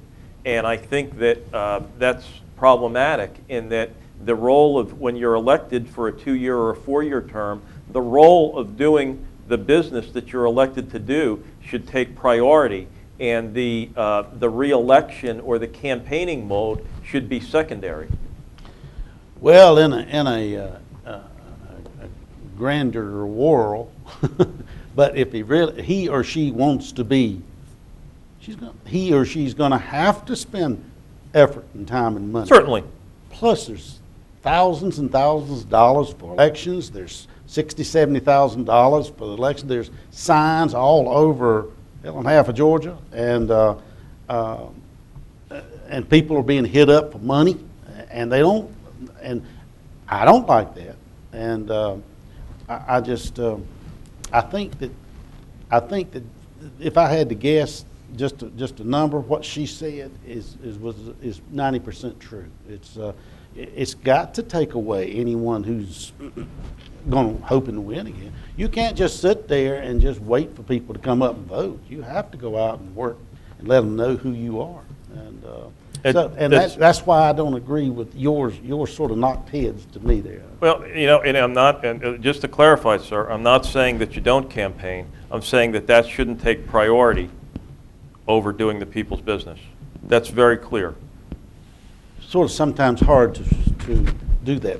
Sometimes you're not in charge on that. It depends on what the other who's running against you and what they're saying and what they're doing and what you've done and your record and their record. And I saw that on the TV tonight. The sheriff of Mecklenburg County, the guy said, "Hey, my competition, he's good. He's a good man, but he doesn't know. He's never done this. He's never done that." And that's part of what I think she's talking about. 2 new guys. Dr. Curlin. I've had the opportunity to be on this council long enough to see both 2 years and 4 years. And for the record, probably nobody knows this, but when that vote was taken for 4-year terms, I was absent for that council meeting. I actually never voted for 4-year terms at the time, just for the record. And I've thought about this long and hard over a long period of time, and I thought that the 4-year term was a good idea in the sense that it would give people an opportunity to become experienced at the position. And yet, looking at it over time, I also thought that maybe people would be more attracted to running for office because they knew that they would only have to run once every 4 years. But looking at the number of individuals who have actually come out and put their hat in the ring to run has not changed much over those years, whether it be 2-year terms or 4-year terms. So I'm not so sure that makes much of a difference. However, maybe similarly to Mr. McAteer and to Mr. Kimball, though, I really do have the opinion, though, that the mayor is your ambassador. He or she is your figurehead. He or she is your representative within the community as well as within the region. And so that position is extremely critical, I think, as that individual represents our city. And that is also the one that people get excited about when it comes to election time. And, you know, that makes me feel bad because I'm just a council person, you know. But, you know, I really think in a democracy, we're best represented when, you know, you have a good voter turnout. And so I would sacrifice, you know, the mayor's comfort for democracy's benefit, in the sense that if we have a higher voter turnout, that I think that would benefit, you know, the city at large. So if it means that poor mayoral candidate or mayor has to run every 2 years, I know that's an awkward imposition and it doesn't seem like it's fair, but I also think that that's where, you know, if something's going right, you know, that mayor is not going to have to worry about getting reelected. And if something's going wrong, then that mayor probably shouldn't get reelected. And to suffer with 4 years of a poor representative of the city is, you know, I think it's hurtful for the city. So it sounds, like I say, a little discriminatory, but I think there may be a reason for that. That's the, you know, the mayor's the big cheese. Okay, and you know, you want the big cheese to represent you well. If somebody really wants to be the big cheese, then they have to work a little harder at it. I don't believe, you know, I mean, I watched our mayors for many years in those 2-year terms go through the process, and maybe I was blind to what went on, but it didn't seem like on a year-to-year basis you felt, you know, anyone's duress when it came to that period of time before an election. I mean, everybody had their place and everybody did what they chose to do, whether it meant run hard or run away or you know, choose not to run at all. But so I really think that for the betterment of the community, the mayor needs to be on a 2-year term, and that staggered terms is a good thing, which is option A. I'd like to make a motion that we, Mr. Mayor, if it's in order, that we approve the first resolution. I'll second that. Okay, the first resolution, Mr. Smith. There's a motion and a second. Any discussion? What is that first resolution for clarity? Mayor Pro Tem, that would be to go to staggered terms, and the mayor's term, whoever the mayor is, the office of the mayor would be 2 years. And so then you have a public hearing, and then when you do the ordinance, you have to decide that day which wards are going to get 2-year terms for the first election and which wards are going to get 4-year terms for the first election. And the mayor's term would go to 2 years. Question? Okay, all in favor of the motion for 1? Okay, there's 4. Opposed? 2. Okay. Option 1. All right. And so that will be advertised, and the public hearing would be October 7th. Okay. And that's all on that item, Mr. Mayor. All right, sir.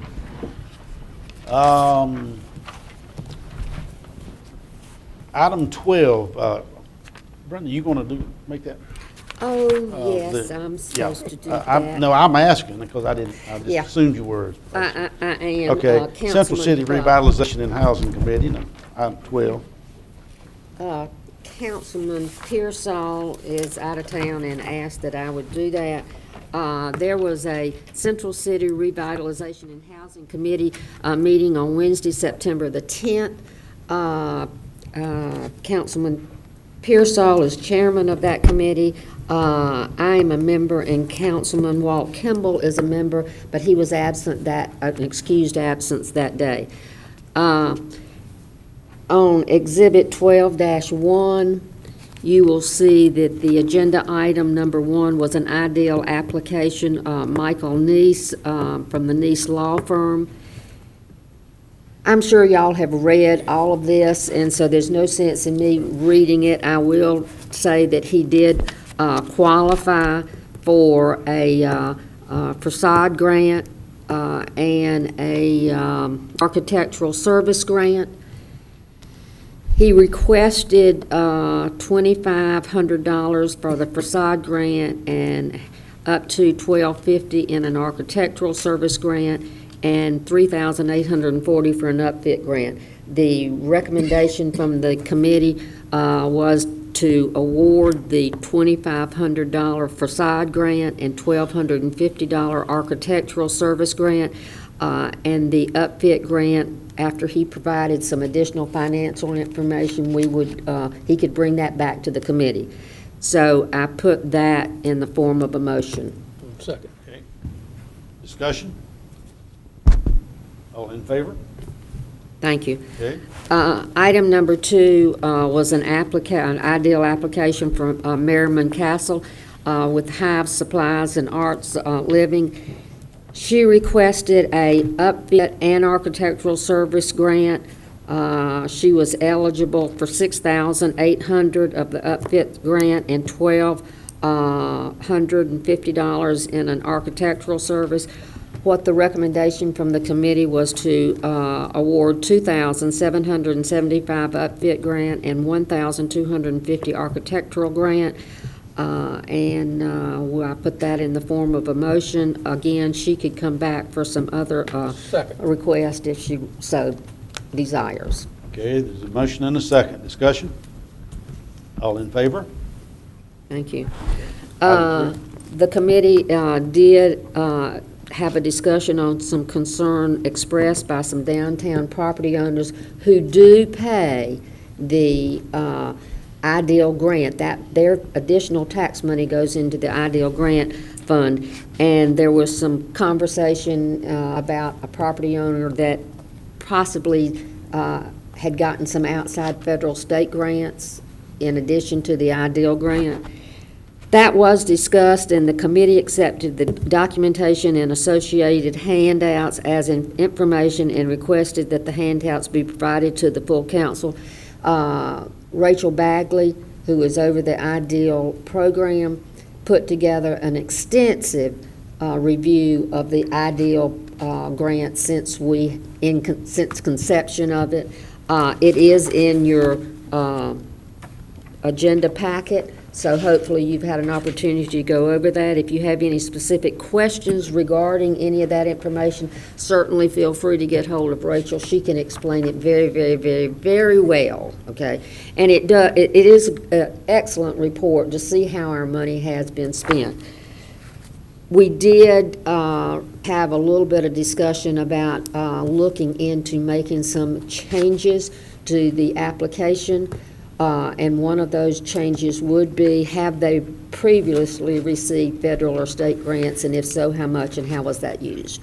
So that basically is the report, but if you'll look at page 12-1-A, where Rachel has given us a running budget.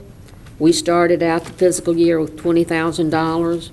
We gave a $3,000 grant in July. We gave Nice Law Firm $3,750 on September the 10th, and Hive Supply and Arts and Living $4,025. So of the $20,000, we have a balance for the rest of the year, $9,225. So we will be getting this kind of a running balance every time we do a Ideal grant award, so that everybody knows exactly what money's left in there and which people get the awards. And that's the end of our report. Okay. Yes, sir. Bernard, one question. Can someone who received the Ideal grant receive it again? Pardon me? Can someone who has received the Ideal grant re-petition the committee and receive it again? Yes. Yes, they can. Okay, yes. But it has to go through the committee again. Right, but they can reapply. Okay, thank you. Yes. With regard to this budgeting, is it $20,000 annually that is funding the Ideal grants? It comes from the MSD additional tax money, okay? The manager can probably explain that better than I can, so. Yeah, we appropriate that fund funding $20,000 every year. It can change from year to year. If there's any money that's left, that goes to the fund balance in that particular account. So it's not mixed with the other funds, and so those dollars are available for appropriation during the year. I guess why I'm asking is I think that this is a good program, and I think it's, being properly vetted in terms of the applicants, and the money seemed to be conservatively dispersed, so that they're not always getting the full amount that they're asking for, because we want to hold back so that others might have the opportunity. So that's all good. So the question is, how can we get more applicants? And I guess, that's where I'm trying to say, how can we incentivize more growth downtown? If we don't use all the money we have, then there's not the demand, in my opinion. So I guess the bigger question for the committee would be, going forward, is how do we create the demand and then have a problem, meaning we need more money? Because I really, in personal opinion, feel like more of the MSD monies that are collected every year should go to this program. And in the past they have, but we've diverted monies towards the conference center, debt payment. And I'd like to see, as the hotel occupancy tax dollars increase in size and revenue, that we can pull back some of that. I think it's about $60,000 a year that goes to debt service. I'd like to pull some of that $60,000 back into this program as soon as we see those, hotel occupancy tax dollars increase enough that, well, again, with our other budgetary needs with the conference center, of course. But, pulling some of that back, I don't know, advertising it more and really trying to stimulate more businesses to take advantage of that and get them downtown. Yep. But that's a big picture sort of thing, but I want it to be kind of something that the committee is always kind of promoting. Thank you. Okay. Yes, sir. Thank you, Your Honor. Doctor, maybe part of what we're looking at, I'm going to ask you to kind of, do you think that we may be too narrow in scope, and maybe we need to widen the scope to what gets approved? I mean, do you think maybe that would help too? I'm not sure, because I'm not a good I'm not a good study of the actual grant application criteria. Maybe that's something we and I don't wanna know. look at, Let's ask Rachel real quick to maybe hear what you're saying. respond to that. Because she knows it. It made you come up, didn't it?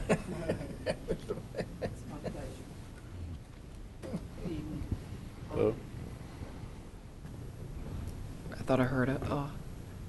What? I said hello. Oh, hello. Neighbor. Let me address the question first about, you mentioned how to increase the number of businesses. I think one of the things that the committee has been faced with is that the IDEAL program itself, the process is a very comprehensive one. There is a lot of documentation required for an upfit grant. Now, if you're going to get facade grant or an architectural services, there is a little less documentation, a little less financial data required. But it is a very comprehensive process, and I think that's what discourages some potential applicants.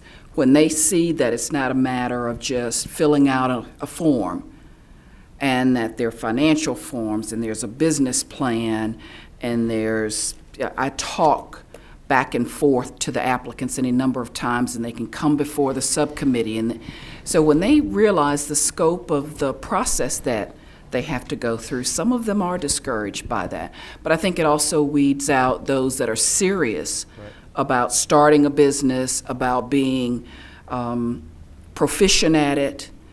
So I think the advantages outweigh the disadvantages. Let me ask this as a follow-up. If there was more money to be offered in these grants, would that create a higher incentive for people to do that extra work to, they say, well, I'm going to have to do all this work, and I'm going to get $1,500, and I'm going to get $2,600, blah, blah, blah. And I agree, anyone who is trying to embark in possibly a new business, needs to do that work just for their own survivorship, or survival. So, so I think it's a good process. I wouldn't change the process, but at some point in time, if there was more monies available, we could actually increase the ante of the grants amount. That might also stimulate more people to go through the process in its entirety. Just something to think about in the future. The comprehensive process that's involved is a holdover from the time that the grants were larger because the ideal fund itself was larger. So we have maintained that comprehensive process even though the amount of the grants has reduced significantly in the last 2 to 3 years because the MSD budget has decreased. Yeah. Questions? Did that answer everyone? Okay. Okay, Brenda? That's your report. Make a motion Thank to accept. Okay, a motion to accept the report. Second. Discussion? All in favor? Okay, thank you. Okay, and that report is item 13 is the city attorney's report. Ash? Well, I wanted to tell you all that Ashley Smith is a fine young man. But you are the Ashley Smith, right? I didn't want to interrupt public expression during public expression, but in addition to all the good work he's doing at the United Way, and you heard about that, and what a great program the Taste for Gaston is. I just wanted you to know that Ashley is a reserve in the Air National Guard, and he just got back this September from 2 months. Wow. In the Middle East. So in addition to the love of his community that he has, he is a great patriot and is giving of 2 months at least of his time this summer while his wife was here with their 2 small sons. And I think a lot of him. He's a great young man. Great. That's my report. Thank you. Okay, good report. City manager's report. Ed? Mr. Mayor, members of council, I'd like to also encourage everyone to come to downtown Gastonia this Saturday for Taste of Gaston. It's really good food, and you get these great coupons. And all during the year, you can use the coupons at Gastonia restaurants. So it's quite a good deal, and it's a lot of fun as well. I'm sorry Chief Conley is not here. I wanted to say, personally, and I'll see him at his retirement, but what a pleasure it has been to work with him. Very dedicated police officer for not only as chief of police, but his whole career. And he works well with all of the other departments, and we will miss him. And we really appreciate his service to the city. And also how proud I was of our street department. That's the same folks that were doing the snow for us. Yep. And they're the folks that do the work on the streets, and we appreciate it here, and we're really proud to help the folks in High Point.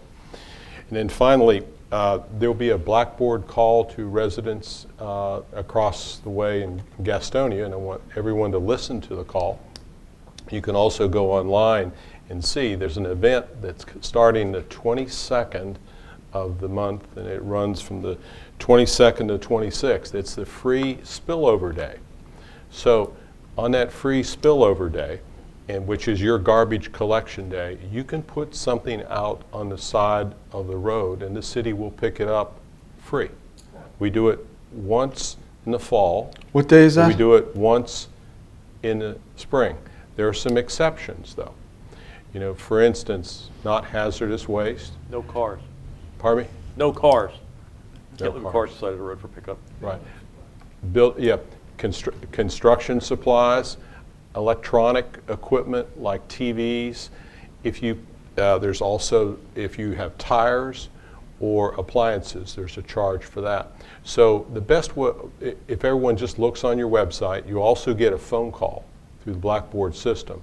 But this is the opportunity, this weekend to go through. You have to actually have it out there before your pickup day. You need to get it there just before your pickup day.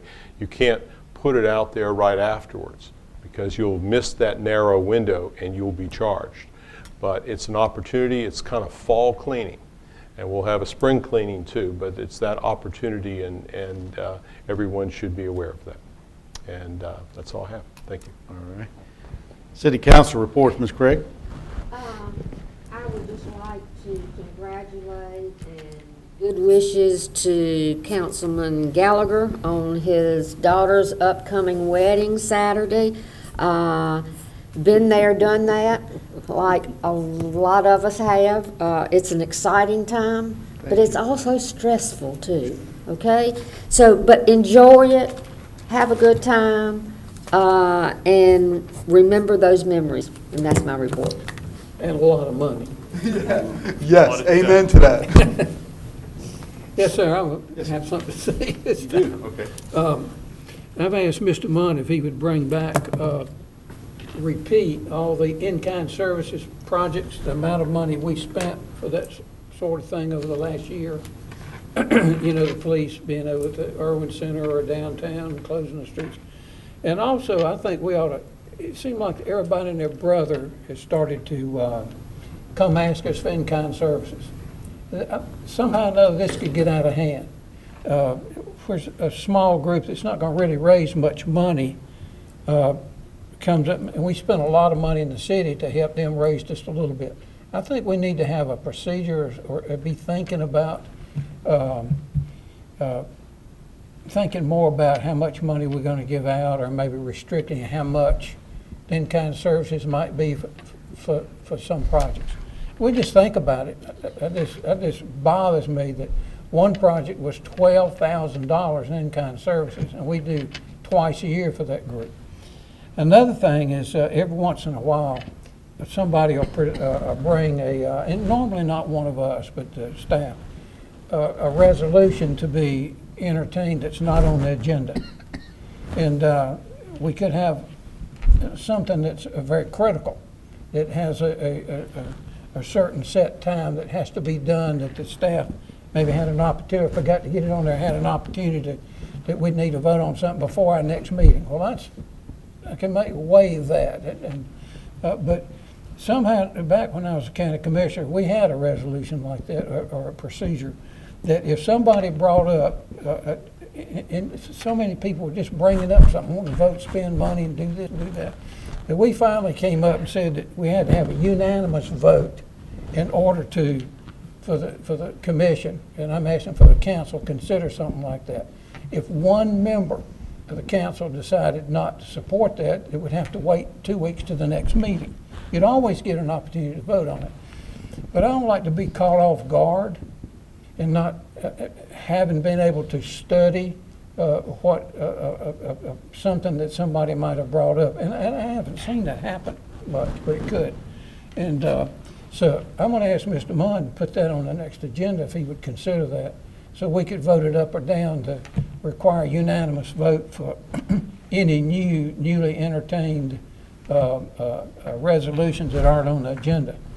With maybe the exception of if we have maybe money that's immediately available to the city, and they've just found out that there was some funding, a grant or something that has to be approved pretty fast. And it came up maybe before, since the agenda was published. That's different. I'd vote for that, of course. And but I'd like for us to consider that. We can vote it up or down next time. So I want to ask that he do that. And that's my report. Thank you. Mr. Gallagher. I was at the Willow Creek Community Watch last week. Officer Lingerfeld was there, and he was talking about Halloween. This is a community that has 370 houses. And last year he was there for Halloween. He said it was so bad that churches were pulling up and letting kids out in busloads. And the residents at the Community Watch were saying, you know, what can we do this year? And Officer Lingerfeld offered up a great suggestion. He said, you need to hire 2 off-duty officers that'll man the post at both your entrances and will limit people coming in. He said, because people were driving their vans in with kids, and they would park the vans on the side of the roads, and they would just go follow their kids going door to door collecting, Halloween candy, which is okay. But he said that if he had to get an emergency vehicle in there were so many cars, he said he wouldn't be able to do it. And I just appreciate him so much for bringing that ahead of time to this group and just offering a great solution. So my hats are off to him. The other thing is, Taste of Gaston, I'm not going to be able to make it. I'll be walking my daughter down the aisle, and I'm looking forward to that. One other thing is, I wanted that TAG, which is a triathlon for little kids from 7 to age 14 this past Sunday from 2 to 5. And I got to say that the City of Gastonia, the police department, the fire department, they were there in force. Dale Denton and crew cleaned up really, really nice. I'm just really proud that, and everybody there knew, because what happened was the city had sent a street sweeper by on Thursday and did a wonderful job. So I went by on Saturday afternoon looking, and I was like, man, they didn't do anything. But what happened Friday night was we had a bad storm, and Saturday night we had a storm also. So I called Ed, and Ed goes, well, we'll see what we can do. He had somebody come out on Sunday morning to clean it up because there were these little kids with the bikes. The other neat thing is this community is so cool with doing this triathlon thing, is that the YMCA took 50 kids that were underprivileged, kids that did not know how to swim, kids that never rode bikes. And they, for the whole 2 months, July and August, they took these kids, they taught them how to swim, which is part, the first thing you swim, then you get on a bike and ride, and then you run with the triathlon. Well, they told each one of these kids that if they complete the triathlon, that they would give them their bikes. Man, you should have seen these kids smile. They were running across the finish line. I get my bike. I was just so happy for them. And it was just excellent. I got my hats off to Tony Sigmund and the YMCA for developing that program, and for the people putting on TAG, and especially for the city of Gastonia. They really showed out really well there, and I just want to say thanks a lot. And the last thing is to my future son-in-law, Duffy Valentine, and my daughter Caroline. Got a picture of them in the paper this past Sunday. Thank you, Porter, for giving me that. It says Duffy. It says Gallagher/Valentine, and I'm looking forward to the wedding. We leave out tomorrow. I spent a lot of money so far, but my wife said, "You ain't seen nothing yet." We'll see. Thank you very much. And that is my report. And they're going to give you the microphone after that service? Yes, they are, sir. When you coming back? Dr. Sterling. Mayor, you see, Councilman Gallagher will have paid for that microphone. Oh, yeah. So That's he right. has the right to take as much airtime as he wants. So, but I wish you the best of luck with that. Been there, done that twice, got one more time to go, hopefully, but it'll be a good time, I'm sure. It'll go real fast, faster than you can imagine. So, also, those kids get their bike helmets, too. Yes. So, which is very good for safety purposes.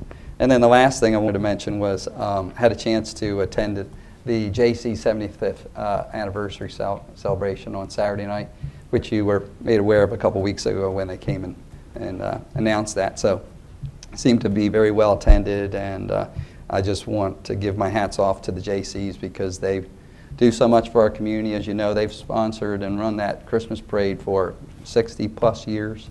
I think of the folks here, I know the mayor was a JC, correct? Yes. Yes. Actually, we were ready to go. And once again, I got the floor with my back. So, but we called them. Yeah, but anyway, the JCs are 21 to 35, truly whatever the youthful backbone of our community, and we have to give our hats off to them, and we wish them another successful 75 years. Great. Did it? Thank you, Your Honor. 2 items. Number 1, Reverend Luke Curry is having a second community police meeting coming up, 6:30, this Thursday, the 18th, at Bradley Center. Mayor and I attended the first one. It was brought up after some unfortunate incidents that made the media starting off in Ferguson, Missouri, some other places. Ed, thank you for coordinating that and allowing the Reverend to get that meeting place. I know there was a little jockeying of different activities, and you took a leadership role there to make sure that they could come back and use that, and he was extremely appreciative. Again, that's going to be 6:30 this Thursday. Second thing, Flip, you're here in the audience. We had a discussion regarding that the Vider apron that they put up on Redbud by the new proposed Walmart that's under construction. And I know that the sign has been struck, and there's evidence there that a number of vehicles have struck the apron.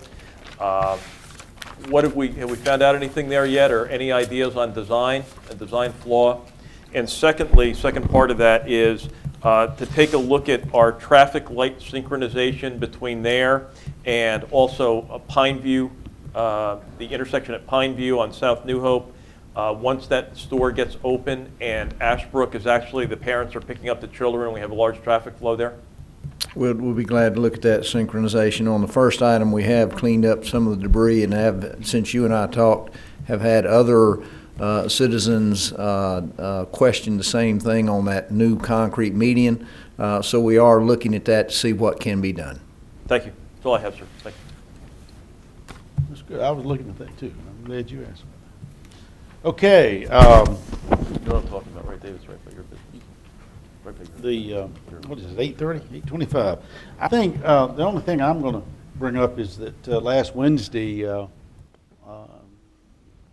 Dan Clodfelter, the mayor of Charlotte, had the Metro mayors over, and we gave us a tour of the airport. And I had never been in the big, huge facility, the modal, what's it called?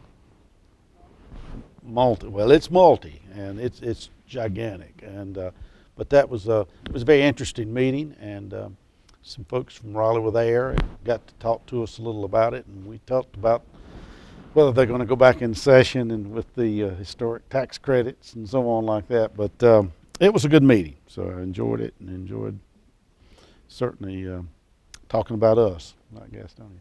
Anything else? Is there a motion to adjourn? Is there a second? Okay, all in favor, say good night.